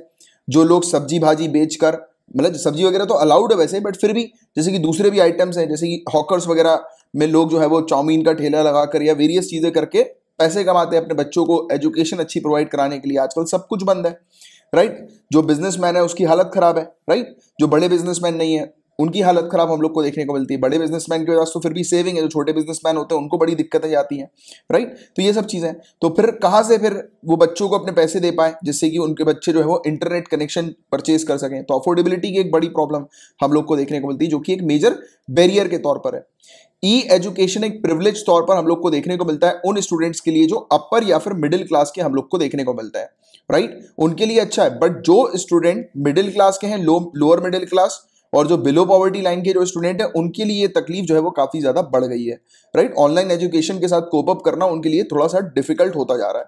और दूसरी एक बड़ी प्रॉब्लम, चिंता वाली बात जो है कि इंटरनेट का लॉन्ग टर्म एक्सपोजर बच्चे के लिए, छोटे बच्चे के लिए काफी खतरनाक भी होता है, क्योंकि इंटरनेट बच्चे को अपॉर्चुनिटी देता है वेरियस चीजों को एक्सप्लोर करने की। और अब बचपन में तो ऑब्वियस की बात है, आपको पता ही है, पढ़ने में दिमाग किसका लगता है, दूसरी चीजों में ज्यादा लगता है। मम्मी आई, मम्मी देखी तो फटाक से अपन ने टैब बंद कर दिया, जो भी टैब बच्चे देख रहे होंगे, राइट। तो ऐसी चीज होती है, राइट। तो उसके कारण क्या हो रहा है, उसके कारण बच्चे की जो माइंडसेट है वो खराब हो रहा है, राइट। क्योंकि स्कूल में तो आपको पता है कि स्कूल में जो है शिक्षा अच्छी दी जाती है, राइट। वो तो कुछ ही समय होता है, जैसे कि रिसेस का समय हो गया या फ्री पीरियड मिल गया तो बच्चे अपने वो दूसरे बच्चों के साथ मिलकर खुरापती हरकतें करते हैं, वो एक अलग बात है। बट वो भी एक लाइफ का पार्ट है, वो भी एक लाइफ का पार्ट है, वो भी बहुत जरूरी होता है लाइफ में एंजॉय करना, राइट। बट आज की डेट में क्या हो रहा है, ना कोई स्कूल में बच्चा जा रहा है, स्कूल में पॉसिबल है नहीं, लॉकडाउन के चलते, कोरोना वायरस के चलते स्कूल खुले हैं नहीं, राइट। अब बच्चा जब स्कूल में नहीं जा रहा है या बच्ची जब स्कूल में नहीं जा रही है तो उनके कलीग से उनका मिलना नहीं हो पा रहा, अलग रह रहे हैं, अकेले में हम लोग को देखने को मिल रहा है, रह रहे हैं। तो आइसोलेशन में भी है, वो आगे इसको लेकर भी पॉइंट्स है अभी इस आर्टिकल के अंदर, आइसोलेशन में भी हम लोग को देखने को मिल रहा है, राइट। और सबसे बड़ी और प्रॉब्लम वाली बात जो है वो विकास में बाधा उत्पन्न हो रहा है, उनके सोचने की क्षमता की अगर हम लोग बात करें, जो युवा पीढ़ी है, यंगर जनरेशन है, उनकी थिंकिंग प्रोसेस में डेवलपमेंट नहीं हो रहा है। ये एक बड़ी बाधा बन रही है उनकी थिंकिंग प्रोसेस में डेवलपमेंट की। अब कैसे, उनकी एनालिटिकल थिंकिंग कैसे डिक्रीज हो रही है? तो अगर हम लोग बात करें ऑनलाइन एजुकेशन के आउटकम्स की, छोटे बच्चों की यहां पर बात की जा रही है, क्योंकि छोटे बच्चे आज की डेट में ऑनलाइन एजुकेशन में हम लोग को क्या देखने को मिल रहा है, सिर्फ बच्चे पढ़ रहे हैं, इंटरैक्शन नहीं है, राइट। टीचर के साथ इंटरैक्शन नहीं है। अब इंटरैक्शन नहीं होगा तो किसको क्या पता बच्चा पढ़ रहा है या सो रहा है, या फिर पढ़ते समय कुछ और एक्टिविटी कर रहा है, राइट। टैब, दूसरे टैब ओपन करके अपनी गेम्स देख रहा है, मूवीज देख रहा है, या जो भी कर रहा है, राइट। तो ऑब्वियस ही बात है कि एजुकेशन में जो उसको टाइम स्पेंड करना चाहिए, क्योंकि टीचर अगर सामने रहती तो ऑब्वियस ही बात है कि बच्चे थोड़ा स्ट्रिक्ट होकर पढ़ते हैं, पर टीचर अगर सामने नहीं है तो कौन पढ़ रहा है कौन नहीं पढ़ रहा, ऑब्वियस ही बात है, वो तो फिर डिफिकल्टी वाली सिनारियो हम लोग को देखने को मिलती है। आप हो, जैसे आप सिविल सर्विसेज की तैयारी कर रहे हो, आप ग्रोन अप हो, आपको पता है कि आपके ड्रीम्स क्या है, राइट। उसके लिए आप अपना फोकस लगा के पढ़ सकते हो, और मुझे पता है सभी स्टूडेंट जो है वो फोकस लगा के पढ़ते हैं, बट काफी सारे स्टूडेंट हैं जैसे कि थोड़े समय के बाद जो है वो बोर होकर उन्होंने नया टैब ओपन कर लिया, एंटरटेनमेंट की चीज कर रहे हैं, यूट्यूब पर गाने सुन रहे हैं, कुछ भी कर रहे हैं, XYZ, है ना। तो ये भी एक बड़ी दिक्कत वाली चीज हम लोग को देखने को मिलती है आज की डेट में। गूगल के पास सभी का आंसर है, गूगल चाचा के पास आप कुछ भी पूछना है गूगल चाचा से पूछ सकते हैं, तो अच्छी बात है, बट बुरी बात भी है, उसमें इंसान ने अपना दिमाग यूज करना बंद कर दिया, अपनी थिंकिंग को बंद कर दिया। अब अगर दिमाग को यूज नहीं करेंगे तो क्या होगा, दिमाग ठप पड़ जाएगा, और वही प्रॉब्लम हो रही है स्पेशली छोटे बच्चों में। ये बड़ी मेजर कंसर्न वाली बात है, क्योंकि उस एज में उनका माइंड जो है वो डेवलप होता है, ग्रो होता है।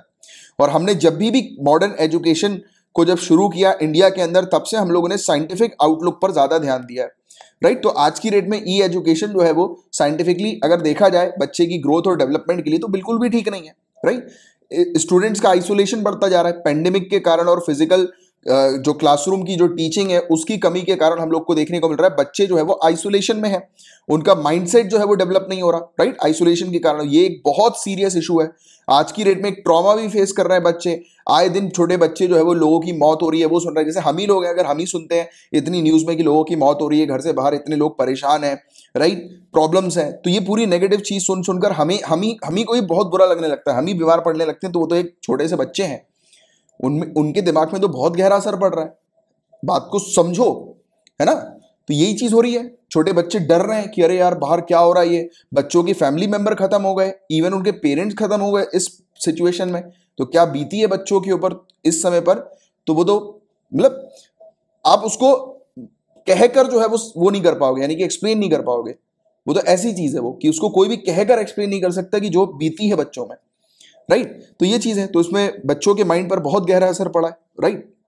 और फिजिकल इंटरेक्शन और एक्टिविटीज जो है, फिजिकल एक्टिविटीज वो पूरी तरह से बंद हो गई है। अब बच्चे जब बाहर जाएंगे नहीं, फिजिकल एक्टिविटी में इन्वॉल्व नहीं होंगे, और बाकी बच्चों का जो डेवलपमेंट होता है, ग्रोइंग एज जो होती है, उसमें माइंड और बॉडी दोनों के डेवलपमेंट की आवश्यकता होती है, फिजिकल और मेंटल डेवलपमेंट दोनों की आवश्यकता होती है, राइट। तो यहां पर ना मेंटल डेवलपमेंट हो रहा है ना फिजिकल डेवलपमेंट हो रहा है, तो अब करना क्या चाहिए।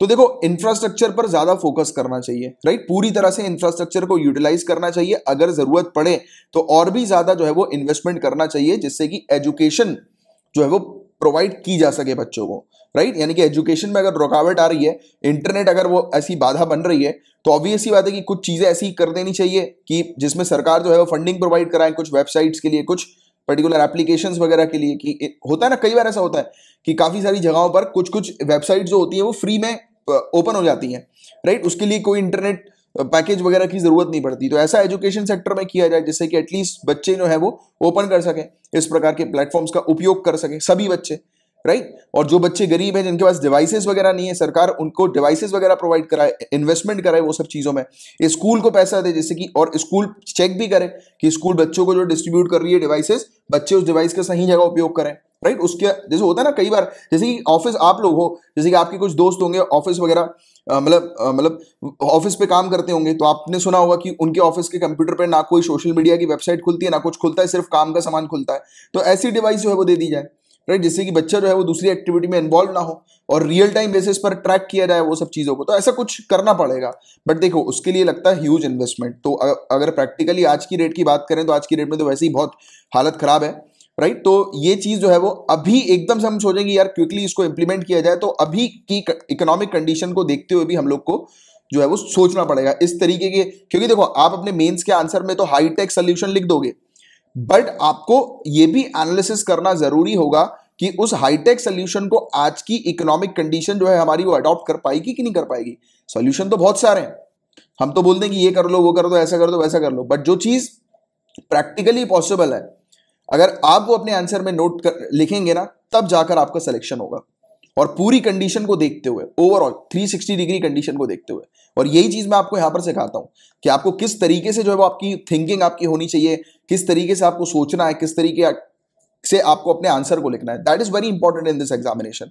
क्योंकि देखो, ये न्यूज या आर्टिकल सभी के पास है, न्यूज में जो चीज आ रही है वो सभी के पास है, राइट, कंटेंट सभी के पास है, बट आप उस कंटेंट को कैसे यूटिलाइज करते हो और उस कंटेंट में क्या चीज इंपॉर्टेंट है, उस चीज को कैसे निचोड़ के निकालते हो और समझते हो, तो वो आपको चेंज करेगी, राइट, दूसरों से। तो ये वाली चीज मैं यहां पर आपको ज्यादा से ज्यादा सिखाने की कोशिश करता हूं।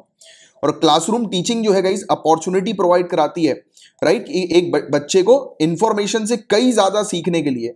जैसे कि क्लासरूम के अंदर बच्चे जो है वो अपने दूसरे स्टूडेंट्स के साथ जो है वो बातचीत करते हैं, कम्युनिकेशन करते हैं, तो अल्टीमेटली पर्सनालिटी डेवलपमेंट होती है। अब यहां पर तो कुछ ऐसा है ही नहीं, राइट। न्यू कंटेंट की बात करें तो इंस्टीट्यूशन जो है, यानी कि अब हम लोग सजेशन की चर्चा कर रहे हैं, तो इंस्टीट्यूशन जो है उन्हें बेसिकली नए प्रकार के कंटेंट जो है वो क्रिएट करने चाहिए हर एक सब्जेक्ट के लिए, राइट। अगर क्लासरूम टीचिंग अगर पॉसिबल नहीं हो पा रही है तो उनको ऐसा फ्रेमवर्क जो है वो तैयार करना चाहिए जिससे कि ऑनलाइन एजुकेशन में भी जो है वो बच्चे का पूरा डेवलपमेंट हो। कुछ ऐसी एक्टिविटीज होनी चाहिए जो कि बच्चों को करनी चाहिए, राइट। मतलब ऐसा दिया है ना, जैसे ऑनलाइन अगर क्लास भी है, जैसे मान लेते हैं हम लोग की रिसोर्सेज हैं जहां पर बच्चे जो है वो पढ़ रहे हैं, तो बच्चों को कैसे ट्रैक किया जाए कि वो फिजिकल एक्टिविटी करें, तो उनको मॉनिटर करें टीचर, राइट, सामने देखकर। ऐसे भी काफी सारे आजकल प्लेटफॉर्म्स हो गए जिसमें टीचर जो है वो देखते हैं बच्चों को, बट कई बार बच्चे भी खुराफाती हो जाते हैं कई बार, राइट। वो फिर उस पर मतलब माइक वो बंद करके कुछ तो भी लिखने लगते हैं, बोलने लगते हैं, तो आपने देखा होगा कुछ होते हैं खुराफाती बच्चे। चलो वो सब तो बच्चों के मौज मस्ती वाली बात है, वो भी टीचर समझते हैं सभी, राइट। तो ये जो कंटेंट जो होना चाहिए ये नए प्रकार का होना चाहिए, सेल्फ एक्सप्लेनेटरी कंटेंट होना चाहिए, राइट। और कंसिडर किया जाना चाहिए कि क्लास का जो सबसे लो आईक्यू वाला बच्चा भी जो है उसको भी वो अट्रैक्टिव लगे और वो उस पर पार्टिसिपेट करे उस कंटेंट पे, राइट। जैसे कि होता है ना, कई बार ऐसे कंटेंट होते हैं कि मतलब ऐसे सॉफ्टवेयर या एप्लीकेशंस ऐसी हम लोग को देखने को मिलती है जिसमें कि पार्टिसिपेशन की जरूरत पड़ती है, राइट। जैसे कि बार बार क्वेश्चन कुछ पॉपअप हो जाए एकदम से पढ़ा कि आपने ये सीखा तो बताओ उसमें से आपने क्या सीखा, मतलब बीच बीच में हर थोड़ी थोड़ी देर में, जिससे कि बच्चा फोकस रहे, उसका माइंडसेट क्लियर रहे कि हाँ यार वो फोकस करके पढ़ रहा है और उसको इसका आंसर देना, और जैसा आंसर देगा उस हिसाब से उसको पॉइंट्स भी मिलते रहेंगे, राइट। और फिर टीचर कुछ ऐसा करे कि उसको रिवॉर्ड भी दे पॉइंट्स अगर उसको मिल रहा है तो उस बिहाफ में, तो ऐसी चीज हो सकती है। तो कंटेंट जो है वो सेम इफेक्ट जो है वो माइंड पर डालने चाहिए स्टूडेंट्स के, जो कि एक बुक जो है बेस्ट से बेस्ट बुक जो है वो डालती है, राइट। तो यह चीज हम लोग को देखने को मिलती है। और पर्सनल सुपरविजन, टीचर और नॉन टीचिंग स्टाफ जो है उनको लोकेलिटी में स्टूडेंट की रेगुलरली विजिट करना चाहिए, राइट। स्कूल के एरिया में वीकली बेसिस पर सुपरवाइज करने के लिए पूरे काम को कि पूरा काम सही तरीके से चल रहा है कि नहीं चल रहा, राइट। और जो भी प्रॉब्लम्स स्टूडेंट्स फेस कर रहे हैं उन प्रॉब्लम्स को उन्हें नोट डाउन करके उस पर काम करना चाहिए कि कैसे जो है वो उसको चेंज किया जाए, सही किया जाए।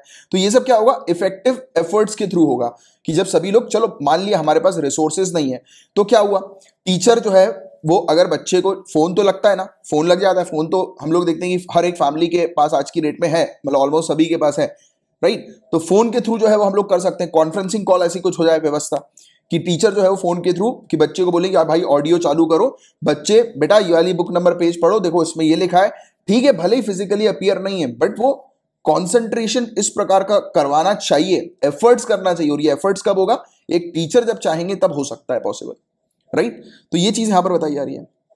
रीडिंग मटेरियल को बच्चा सही तरीके से समझ रहा है कि नहीं समझ रहा, राइट। तो उन सब चीजों को देखें, जो बच्चे को प्रॉब्लम है उसको नोट डाउन करें, राइट। टाइम पर बच्चे को पूरे रिसोर्सेज मिल रहा है कि नहीं मिल रहा है उस पर देखें, चेक करें, सुपरविजन करें।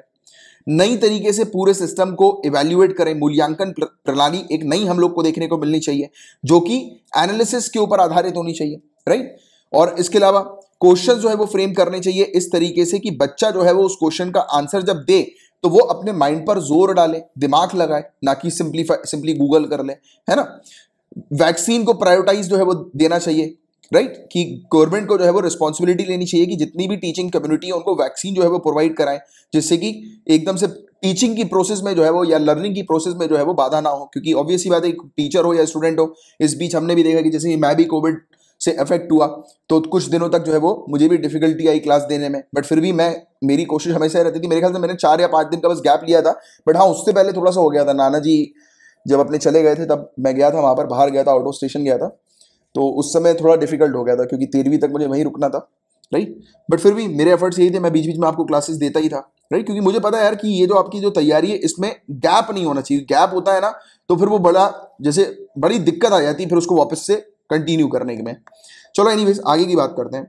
गवर्नमेंट के क्या इस प्रकार के ई लर्निंग के इनिशिएटिव है, जैसे कि ई पीजी पाठशाला हम लोग को देखने को मिलती है। ये इनिशिएटिव किसका है, ministry of human resource development का यानी कि मिनिस्ट्री ऑफ एजुकेशन का हम लोग को देखने को मिलता है। स्टडी के लिए, पढ़ाई के लिए ई कंटेंट प्रोवाइड कराने का ये इनिशिएटिव हम लोग को देखने को मिलता है। इसके अलावा स्वयं इनिशिएटिव हम लोग को देखने को मिलता है, ये प्रोवाइड कराता है एक इंटीग्रेटेड प्लेटफॉर्म ऑनलाइन कोर्सेज के लिए। फिर नीट हम लोग को देखने को मिलता है, इसका मेन एम ये है कि आर्टिफिशियल इंटेलिजेंस का भरपूर उपयोग करना है, राइट, और कस्टमाइज तरीके से और पर्सनलाइज तरीके से जितनी भी लर्नर्स की रिक्वायरमेंट है उसको फुलफिल करना है, यानी कि लर्निंग को बेहतर बनाना है और अच्छा बनाना है। प्रज्ञता हम लोग को देखने को मिलता है कि एक particular ministry of human resource development यानी कि मिनिस्ट्री ऑफ एजुकेशन ने रिलीज करी थी कुछ गाइडलाइन डिजिटल एजुकेशन के लिए, जिसको नाम दिया गया था प्रज्ञता। इस प्रज्ञता गाइडलाइन के तहत सिर्फ मात्र 30 मिनट की स्क्रीन टाइम हर एक दिन जो है वो मतलब पेरेंट्स के साथ इंटरेक्ट करने के लिए होनी चाहिए, राइट। और ये रिकमेंडेशन किंडरगार्टन, नर्सरी और प्री स्कूल के लिए दिया गया था। तो ये वाली चीज आपको पता होनी चाहिए। National programme on technology enhanced learning NPTEL, ये भी अगेन मिनिस्ट्री ऑफ एजुकेशन का प्रोजेक्ट था, जिसमें 7 इंडियन इंस्टीट्यूट ऑफ टेक्नोलॉजी और इंडियन इंस्टीट्यूट ऑफ साइंस जो बेंगलोर की है तो वो इन्वॉल्व इसके अंदर हम लोग को देखने को मिली थी। और ये शुरू हुआ था 2003 में। इसका मेन एम ये था कि वेब और वीडियो कोर्सेस जो है वो इंजीनियरिंग, साइंस और मैनेजमेंट में जो है वो लेकर आने हैं, राइट, वेब और वीडियो कोर्सेस। और कोविड-19 जो आज की डेट में हम लोग को देखने को मिल रहा है उसके कारण एजुकेशन में बहुत बुरी हालत हुई है। ना ही सिर्फ एजुकेशन में इनइक्वालिटी हम लोग को देखने को मिली है बल्कि हेल्थ सेक्टर में भी बड़ा इशू हम लोग को देखने को मिला है ना।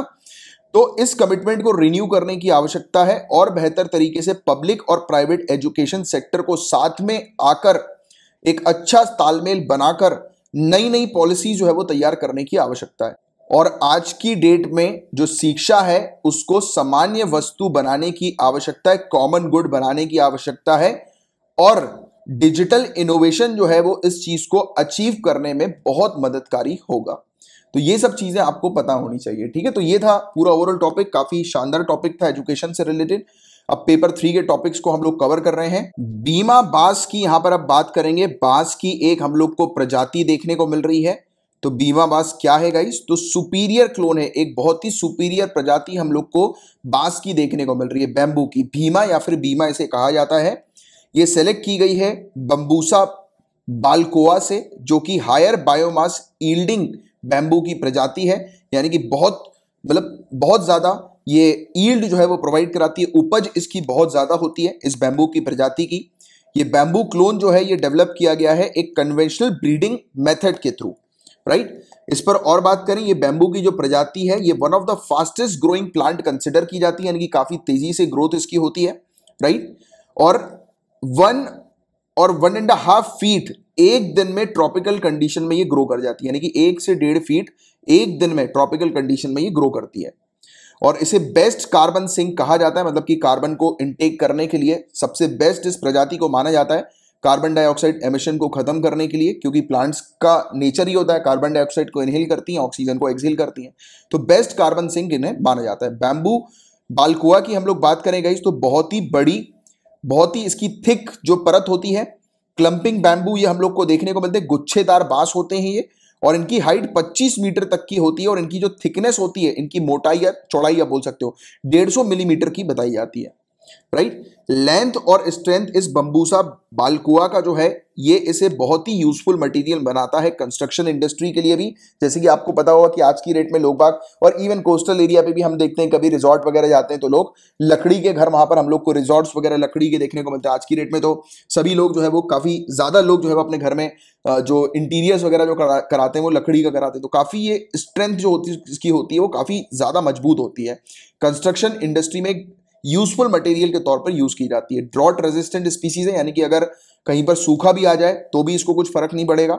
बहुत ही कम रेनफॉल की इसको आवश्यकता पड़ती है, और 100 मेट्रिक टन 1 हेक्टेयर के एरिया में उपज प्रोवाइड कराती है, यील्ड प्रोवाइड कराती है, राइट। इसकी इंपॉर्टेंस की बात करें गाइस तो परमानेंट ग्रीन कवर के तौर पर ये हम लोग को देखने को मिलती है, राइट।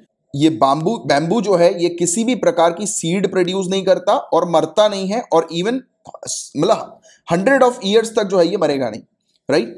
और ग्रो होता रहेगा बिना मौत के। तो ये इसका एक फीचर हम लोग को देखने को मिलता है। एज अ रिजल्ट के तौर पर ये पर्टिकुलर बैम्बू की स्पीसीज जो है ये परमानेंट ग्रीन कवर स्टैब्लिश करने में मददकारी बताई जाती है। तो ये पॉइंट बहुत इंपॉर्टेंट है, ये सब चीजें पता होनी चाहिए। पिछले साल सिविल सर्विसेज में एग्रीकल्चर से रिलेटेड काफी क्वेश्चन बने, तो इस प्रकार के टॉपिक्स जब आते हैं तो आप उसमें इंटरेस्ट लिया करो, थोड़ा सा ध्यान रखा करो, राइट। बोर मत हुआ करो। कोई बोर तो नहीं हो रहा। अब देखो, सिंस ये जो प्लांट है गाइस ये टिश्यू कल्चर के थ्रू प्रोड्यूस किया गया है, जो क्लम्स इसका हम लोग को देखने को मिलता है, क्लम यानी कि बांस का जो इसका तना हम लोग को देखने को मिलता है वो इतना सॉलिड होता है, काफी सॉलिड होता है मतलब, और अलग अलग मिट्टी को अडॉप्ट कर लेता है। मिट्टी और क्लाइमेटिक कंडीशन को, कैसा भी क्लाइमेट हो, किसी भी प्रकार की मिट्टी हो वो अडॉप्ट कर लेगा, राइट।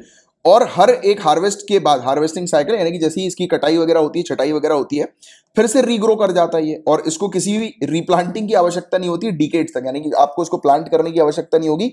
जैसे ही आप इसको काटोगे, इसकी छटाई होगी, वो दोबारा से ग्रो होता ही रहेगा कंटिन्यूअसली, राइट। और क्लम जो होता है यानी कि इसका जो तना हम लोग को देखने को मिलता है, बांस का तना, राइट। इसकी हॉलो स्टेम हम लोग को देखने को मिलती है, राइट। हॉलो स्टेम मतलब कि हॉलो समझते होंगे ना, वो मतलब उस टाइप की कि अंदर कुछ नहीं है, इस टाइप से, राइट। ग्रास होती है, सीरियल प्लांट्स इसमें होते हैं, और इसमें फ्लावर्स वगैरह भी लगते हैं, फूल वगैरह भी इसमें लगते हैं। और जैसा मैंने आपको बताया कि इसमें ग्लोबल वार्मिंग और क्लाइमेट चेंज को खत्म करने की क्षमता है, उसको कम करने की क्षमता है। तो इसकी जड़ वगैरह जो होती है वो काफी मजबूत हम लोग को देखने को मिलती है। इस कारण से ये प्लांट जो है नेचुरल फोर्सेस के अगेंस्ट भी काम कर जाता है, मतलब कि अगर कोई बहुत तेज हवा आ रही है तो उसके बीच में ये बैरियर जो है वो बन जाएगा, right. Global warming, climate change को कम करने में इसलिए ये जो है वो मददकारी हम लोग को देखने को मिलता है। इसके बहुत सारे यूज होते हैं, राइट। और इस बैम्बू की कैलोरीफिक वैल्यू जो होती है वो कोल के बराबर होती है, यानी कि जितना कोल को जलाने से जितनी पावर मिलती है उतनी इसकी वैल्यू हम लोग को देखने को मिलती है।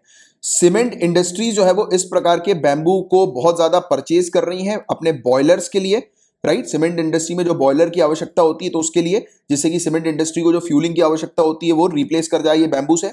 और बैम्बू का जो फाइबर है वो टेक्सटाइल इंडस्ट्री में भी उपयोग में लिया जा रहा है, फैब्रिक और गारमेंट्स को बनाने के लिए। एक्सपर्ट्स जो हम लोग को Visvesvaraya national institute of technology Nagpur के देखने को मिलते हैं, राइट। एक्सपर्ट्स तो वो काम कर रहे हैं क्रैश बैरियर के तौर पर इसको डिजाइन करने के लिए, क्रैश बैरियर के तौर पर, राइट। बीमा बैम्बू और कॉयर को क्रैश बैरियर समझते हो, यानी कि कहीं पर भी क्रैश ना हो, मतलब जैसे होता है ना कि बचा ले, यानी कि कोई भी अगर ऑब्जेक्ट है तो बैम्बू को आगे लगा दिया जाए, उससे बैम्बू जो है वो टकरा जाए और जो पीछे जो ऑब्जेक्ट है वो बच जाए। तो क्रैश बैरियर के तौर पर इसको डिजाइन किया जा रहा है, इस पर काम किया जा रहा है, मतलब कि गाड़ी वगैरह जो होती है ना उसमें भी उपयोग में लिया जा सकता है ये बचाने के लिए।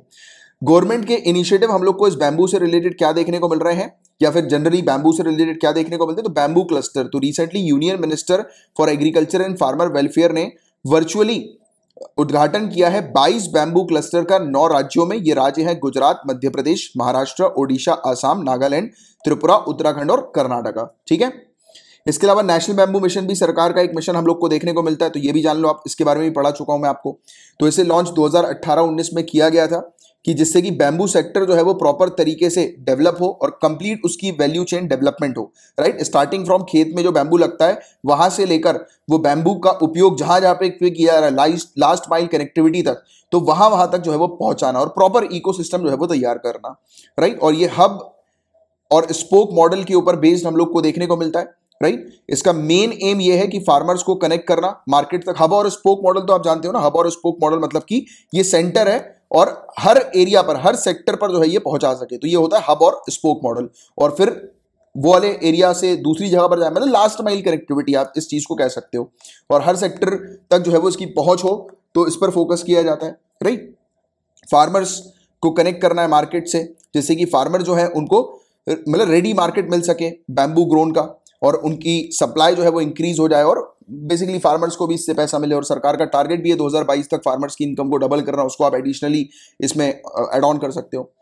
और बैम्बू को ट्री की कैटेगरी से हटाना है, तो इंडियन फॉरेस्ट एक्ट 1927 जो है उसने अमेंड किया था 2017 में, और बैम्बू को ट्री की कैटेगरी से हटा दिया था। क्वेश्चन अगर ये बन जाए कि बैम्बू क्या एक पेड़ की कैटेगरी में आता है, तो आपका ऑप्शन होगा गलत, नहीं आता, राइट। क्योंकि इंडियन फॉरेस्ट एक्ट 1927 को अमेंड किया गया था 2017 में, और बैम्बू को ट्री की कैटेगरी से हटा दिया गया, राइट। तो इसका मतलब यह है कि कोई भी व्यक्ति कल्टीवेट कर सकता है बैम्बू को, बिजनेस कर सकता है बैम्बू में और उसके प्रोडक्ट में बिना किसी परमिशन के। तो इसलिए ऐसी चीज जो है वो की गई थी कि बैम्बू को बढ़ाना है। देखो लगभग 3 ट्रिलियन पेड़ इस धरती पर जो हमें देखने को मिलते हैं और आज की डेट में इस धरती पर हम लोग 1.2 ट्रिलियन और भी पेड़ जो है वो प्लांट कर सकते हैं, इतनी स्पेस है। और इस पे अगर हम लोग प्लांट कर दें ये सब इस प्रकार के पेड़ या इस प्रकार के प्लांट्स वगैरह, आप कह सकते हो बैम्बू को, जो कि कार्बन डाइऑक्साइड या कार्बन को जो है वो इनटेक कर सकता है, राइट, कार्बन सिंक के तौर पर हम लोग को देखने को मिल सकता है। तो बेहतरीन चीज हो जाएगी कार्बन डाइऑक्साइड को वो करने के लिए, खत्म करने के लिए, राइट। बीमा बैम्बू जो है वो एक एक्सीलेंट चॉइस जो है वो बन सकती है धरती को और ग्रीनर बनाने के लिए और क्लाइमेट चेंज के इंपैक्ट को मिटिगेट करने के लिए। तो ये बहुत इंपॉर्टेंट है ग्लोबल वार्मिंग पर्सपेक्टिव से, ये चीज तो आप बिल्कुल अच्छे से अपने आंसर में जो है वो लिखिएगा। और ये टॉपिक न्यूज में क्यों था तो उसके बारे में मैं आप लोग को बता देता हूं।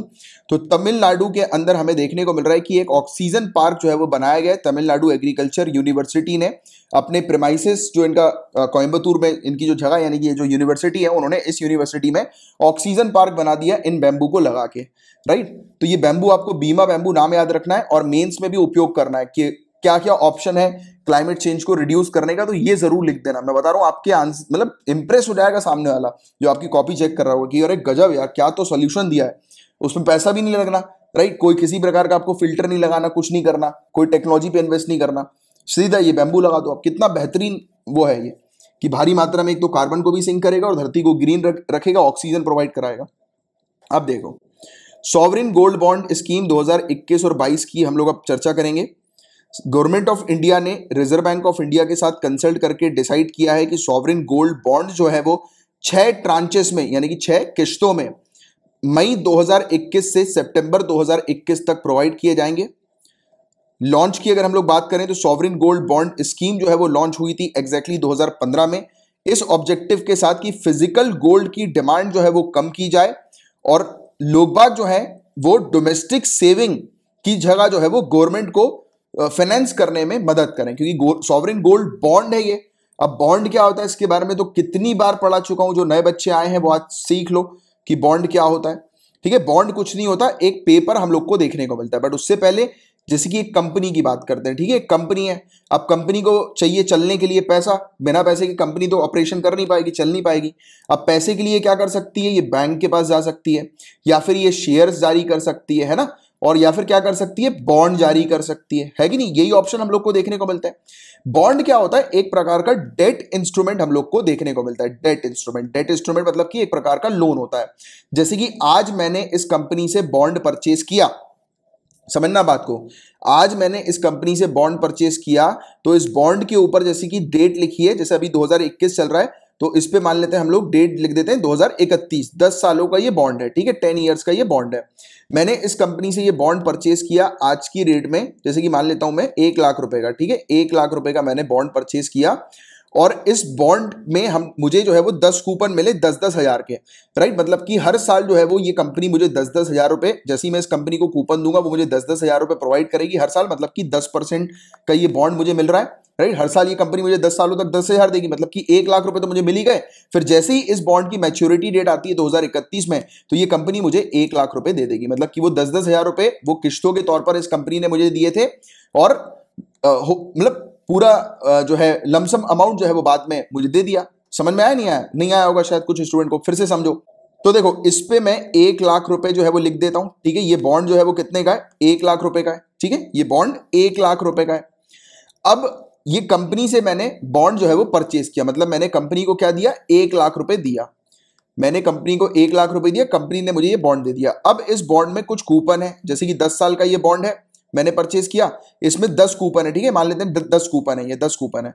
अब मैं हर साल जाकर एक कूपन एक कंपनी को देता हूं, उसमें डेट लिखी रहती है किस डेट तक मुझे जो है वो उस कंपनी के पास जाना है, यानी कि किस डेट के बाद में जा सकता हूं। कुल मिला के मैं उस कंपनी के पास गया, वो कंपनी मुझे उठा के 10 हजार दे देती है, फिर दूसरा पर्चा फटता है, फिर 10 हजार दे देती है। ऐसे करके 10 साल में कंपनी ने मुझे 1 लाख रुपए तो दे ही दिए ये इंटरेस्ट के तौर पर। और फिर जिस दिन इसकी मैच्योरिटी डेट होगी, यानी कि 10 साल के बाद 2031 में इसकी मैच्योरिटी डेट होगी, मैं इस पेपर को ले आके कंपनी को दूंगा, कंपनी मुझे मेरा पैसा जो है वो दे देगी 1 लाख रुपए, है ना। तो ये इस प्रकार से काम करता है। अब आप बोलोगे कि सर कंपनी क्यों इस प्रकार से पैसा दे रही है, तो देखो गाइस, और क्यों बॉन्ड रिलीज करती है कंपनी, तो देखो अगर बैंक के पास जाएगी कंपनी तो बैंक क्या बोलेगा, 14% रेट पे भैया हम लोन दे रहे हैं या 12% रेट पे लोन दे रहे हैं। यहां पर तो 10% पे ही उसको फायदा मिल गया ना। यहां पर 1 लाख का आप मतलब जैसे कि 1 लाख का 10% कितना हुआ, 10,000 रुपए हुआ, राइट। तो कंपनी मुझे जो है वो 10,000 रुपए क्यों प्रोवाइड करा रही है, क्योंकि बैंक में उसे 12,000 रुपए देना पड़ता, राइट। तो कहां पर उसको सस्ता पड़ रहा है, 12,000 रुपए उसे बैंक में देना पड़ता, मुझे वो 10,000 दे रही है, काम कंपनी का हो ही गया, राइट। कि कंपनी को जो है वो देना था, मतलब पैसे चाहिए थे, कंपनी को मिल गए पैसे, but come rate of interest में मिले, तो और लोगों का भी फायदा हो गया कि इस प्रकार से लोगों को भी कमाई हो गई, राइट। तो ऐसी चीज हम लोग को देखने को मिलती है। इसलिए ज्यादातर कंपनी वगैरह जो होती है वो बॉन्ड में इन्वेस्ट करने या बॉन्ड जारी करने पर सोचती हैं, विचार करती हैं, राइट, इंस्टेड ऑफ बैंक से लोन लेने पर। अब सरकार भी ऐसी करती है फंड वगैरह रेस करने के लिए, और जब भी सरकार बॉन्ड जारी करती है तो उसे हम क्या बोलते हैं, सॉवरेन बॉन्ड। सरकारी बॉन्ड जो होते हैं वो सॉवरेन बॉन्ड होते हैं। और अभी हम किसके बारे में पढ़ रहे हैं, सॉवरेन गोल्ड बॉन्ड के बारे में। तो ये सरकार के गोल्ड बॉन्ड्स हैं, राइट। अब ये गोल्ड के रेट के ऊपर आधारित होते हैं, राइट। ये वाले बॉन्ड की गोल्ड का रेट कितना चल रहा है उसके ऊपर आधारित हो। लोग बाग जो है वो गोल्ड कब खरीदते हैं, राइट, गोल्ड कब खरीदते हैं लोग, तो लोगों को लगता है कि यार गोल्ड को खरीदेंगे, इन्वेस्ट करेंगे, पैसा मिलेगा, पैसा बढ़ेगा तो बेच देंगे, राइट। तो इसी प्रकार की फैसिलिटी जो है वो सरकार प्रोवाइड कराती है। इसमें फिजिकल गोल्ड जो होता है वो लोगों को नहीं दिया जाता, बल्कि एक पेपर दे दिया जाता है। लोग जब भी इस पेपर को मैच्योर कराते हैं, जो रेट चल रहा होता है गोल्ड का, उस हिसाब से उनको पैसे मिल जाते हैं। बात समझे आप।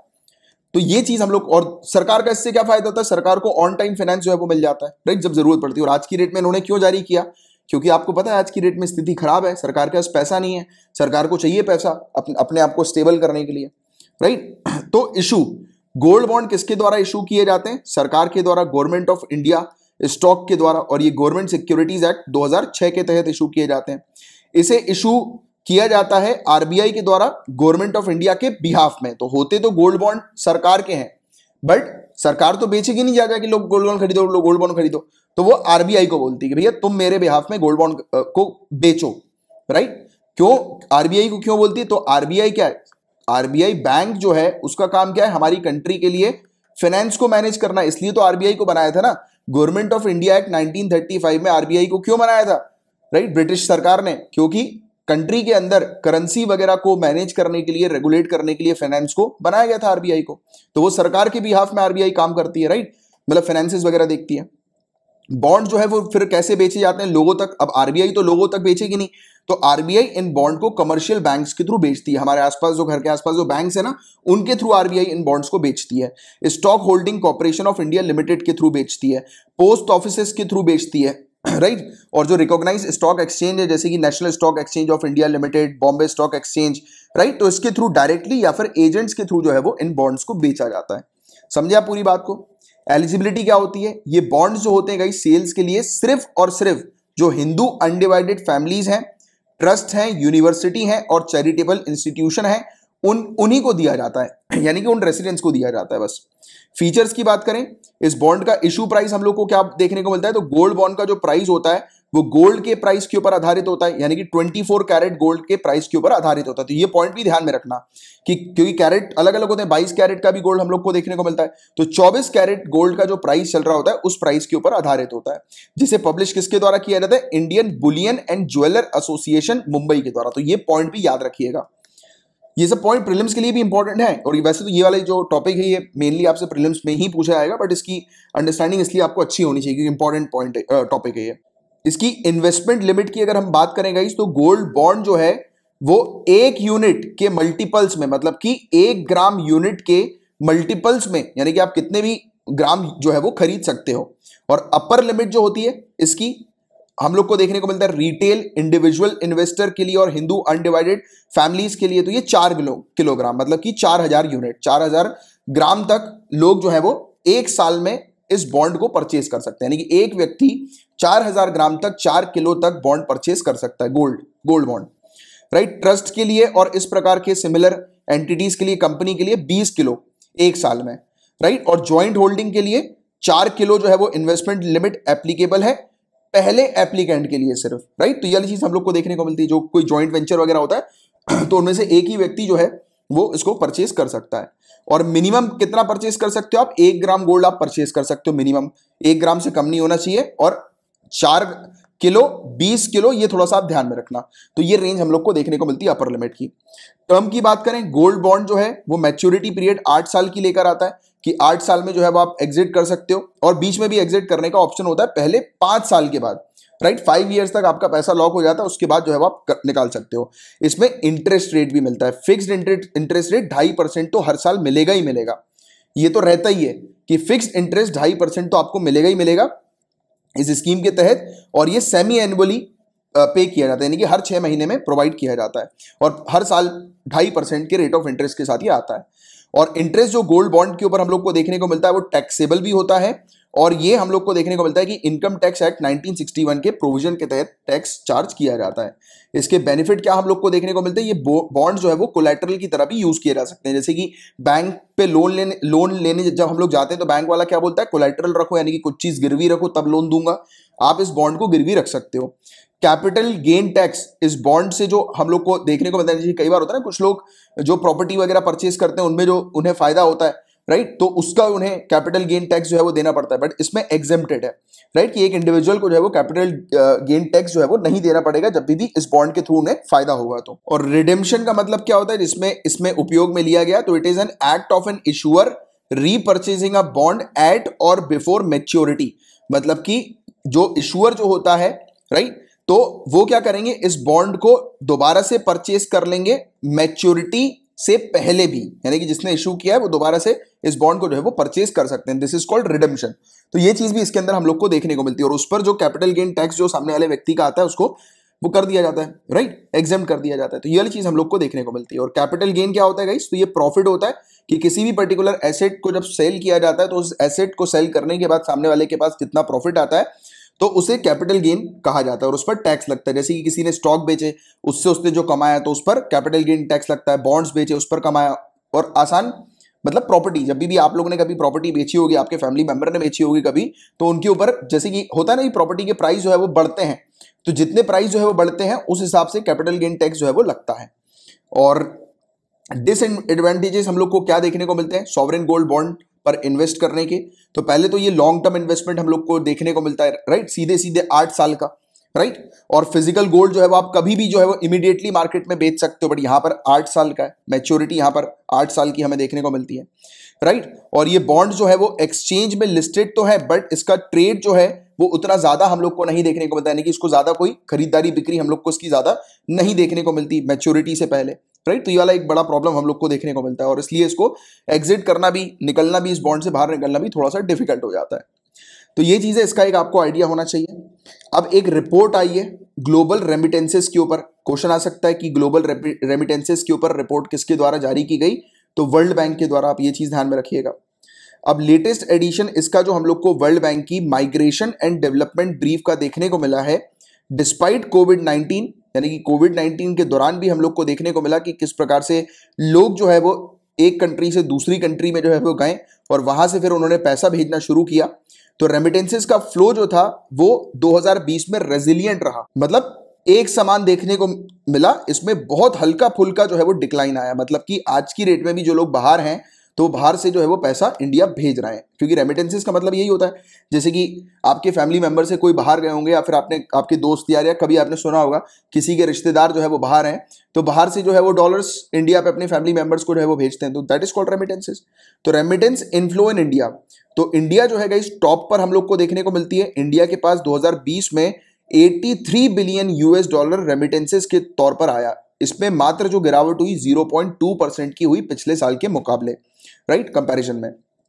पेंडेमिक के दौरान भी इतनी सिचुएशन पूरे दुनिया भर की इकोनॉमी की खराब है, उसके बावजूद बाहर से लोगों के परिवार वालों ने पैसा भेजा, तो कितनी अच्छी बात है। यही चीज तो सिखाती है हमारे कल्चर को कि कैसी भी कंडीशन में हम रहें, बट हमारी जो फैमिली मेंबर्स हैं उन तक जो है वो टाइम पर पैसा पहुंचना चाहिए, राइट। तो होता है ऐसा अंदर से होता ही है। जैसे आप भी जो है वो, अभी आप में से काफी सारे लोग जो है वो मतलब कर रहे होंगे, ऑनलाइन वगैरह जॉब कर रहे होंगे, राइट। काफी सारे लोग के घर में सिचुएशन ऐसी होगी कि बिजनेस फादर जो है वो बिजनेस में डाउनफॉल है, राइट। डाउनफॉल क्या, बंदी पड़ा हुआ है लॉकडाउन के चलते, तो आप कहीं ना कहीं से कोशिश कर रहे हो, मैनेज कर रहे हो कि जैसे ऐसे करके किसी भी प्रकार की डिफिकल्टी ना आए घर में, आप तो यहीं पे रह के कर रहे हो। लोग जो है वो बाहर से करते हैं, तो उनका जो पैसा आता है वो रेमिटेंसेस के तौर पर नजर आता है। समझ आप बात को। और इंडिया का जो रेमिटेंस है वो मात्र 0.2% ही हम लोग को 2020 में देखने को मिला कि इसकी गिरावट हुई, जिसमें से यूएई से जो पैसा आता है, रेमिटेंसेस जो हम लोग के पास यूएई से आता है, उसमें 17% का डिक्लाइन ड्रॉप हम लोग को देखने को मिला, राइट। और यूनाइटेड स्टेट से और दूसरी जो कंट्री से जो पैसा हमारे यहाँ पे आता है, राइट, तो वहां पर जो फ्लो था वो ठीक ठाक था, यानी कि ज्यादा उसमें गिरावट रिकॉर्ड नहीं की गई, रेजिलिएंट हम लोग को देखने को मिला। 2019 में इंडिया ने 83.3 बिलियन यूएस डॉलर रेमिटेंसेस के तौर पर रिसीव किए थे। और पूरे दुनिया भर में चाइना जो है वो दूसरे नंबर पर आता है ग्लोबल रेमिटेंसेस के मामले में। 2020 के अंदर चाइना के पास 59.5 बिलियन यूएस डॉलर जो है वो रिसीव हुआ 2020 में। इंडिया और चाइना के बाद फिर Mexico, Philippines, Egypt, Pakistan, France और बांग्लादेश कंट्री हम लोग को देखने को मिलती है जिनके पास बाहर से जो है वो पैसा आता है, यानी कि उनके परिजन वगैरह जो है वो पैसा भेजते हैं। रेमिटेंस आउटफ्लो की बात करें, यानी कि उस कंट्री से पैसा जो है वो बाहर जा रहा है, तो सबसे ज्यादा यूनाइटेड स्टेट से बाहर जाता है, राइट, 68 बिलियन यूएस डॉलर। फिर यूएई से बाहर जाता है, सऊदी अरेबिया, स्विट्जरलैंड, जर्मनी और चाइना। तो यूनाइटेड स्टेट्स और यूएई ऐसी जगह जहां पर अक्सर लोग सोचते हैं अगर उनको जॉब करनी है तो वो चले जाएं यूएई में या फिर यूनाइटेड स्टेट्स में। प्रायोरिटी यूनाइटेड स्टेट्स की रखते हैं वो। अब ऐसा क्या है गाइस कि दुनिया में इतनी स्थिति खराब है, उसके बावजूद भी रेमिटेंसेस जो है वो हमारे पास जो है वो सही आया, अच्छा आया। तो फिस्कल स्टिमुलस, राइट, तो जैसे कि आपको पता है फिस्कल स्टिमुलस, जैसे कि हमारी कंट्री के अंदर फिस्कल स्टिमुलस पैकेज के बारे में हमने डिस्कस किया था, आत्मनिर्भर पैकेज के बारे में डिस्कस किया था। तो बाहर की कंट्री जो है वो लोगों को जो है वो वेरियस फैसिलिटीज, बेनिफिट जो है वो प्रोवाइड कराती हैं, स्पेशली उस समय पर जिस समय पर स्थिति जो है वो काफ़ी ज़्यादा खराब होती है, राइट। वो इसलिए खराब आती है क्योंकि वो डेवलप कंट्री है, उनके पास जब टैक्सेस भी आते हैं उससे रेवेन्यू भी जो जनरेट होता है वो मास लेवल पर जनरेट होता है, राइट। वो डेवलप कंट्री के लिए काफ़ी वो वाली चीज होती है, राइट, यानी कि बेनिफिट में डेवलप कंट्री इसलिए रहती है कि अपने सिटीजन्स का इसलिए देखभाल कर पाती है कि उनका रेवेन्यू अच्छा जनरेट होता है, right, as compare to developing country. और शिफ्ट हम लोग को देखने को मिला कैश टू डिजिटल में और इनफॉर्मल टू फॉर्मल चैनल में, तो ये भी एक वजह हम लोग को नजर आ रही है, राइट।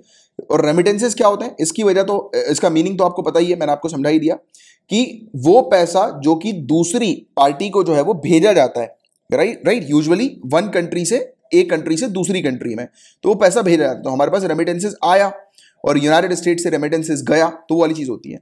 सेंडर जो होते हैं वो टिपिकली इमिग्रेंट हम लोग को देखने को मिलते हैं, कि जो भेजते हैं ना वो इमिग्रेंट होते हैं, वो अपनी फैमिली वगैरह को देते हैं पैसा, right. In other words remittance refer to income send by migrant worker to their parents, community या family in form of money or good. तो यही चीज मैंने आपको बताई थी, राइट, कि अपनी फैमिली वगैरह को लोग जो है वो पैसा देते हैं जो दूसरी कंट्री में सेटल रहते हैं।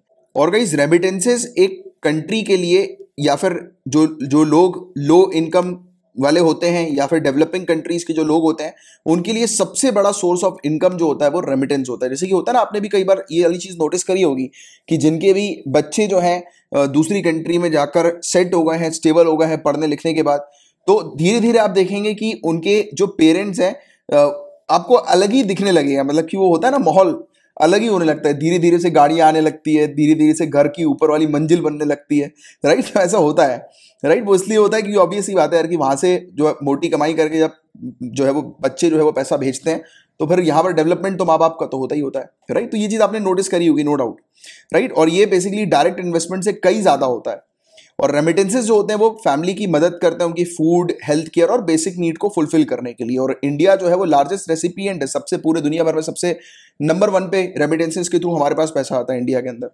रेमिटेंसेस इंडिया का जो है वो फॉरेन एक्सचेंज जो रिजर्व जो है उसको भी बढ़ाता है, उसको भी इंक्रीज करता है, जिससे कि जो करंट अकाउंट डेफिसिट जो है इंडिया का, उसके थ्रू फंड रेज करने में भी इंडिया को काफी ज्यादा मदद मिलती है, राइट। थोड़ी सी चर्चा वर्ल्ड बैंक की भी कर लेते हैं। ब्रिटेन्स वुड कॉन्फ्रेंस 1944 में हुई थी, इसने क्रिएट किया था IBRD, जो कि बाद में चल के वर्ल्ड बैंक बन गई।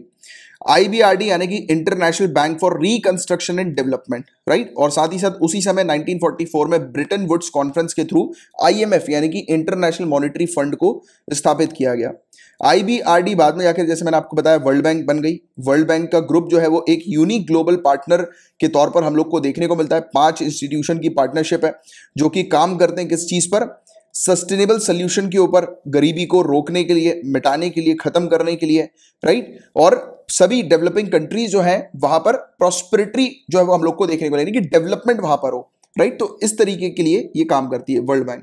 जैसे आपने देखा होगा वर्ल्ड बैंक वेरियस प्रोजेक्ट्स के लिए फंडिंग प्रोवाइड कराती है, डेवलपमेंटल प्रोजेक्ट्स के लिए, एजुकेशन के लिए वर्ल्ड बैंक फंडिंग प्रोवाइड करती है। कई बार गरीबी को खत्म करने के लिए जो वेरियस प्रोग्राम्स होते हैं सरकार के, उसमें वर्ल्ड बैंक का पैसा लगा होता है। बात समझ रहे हो?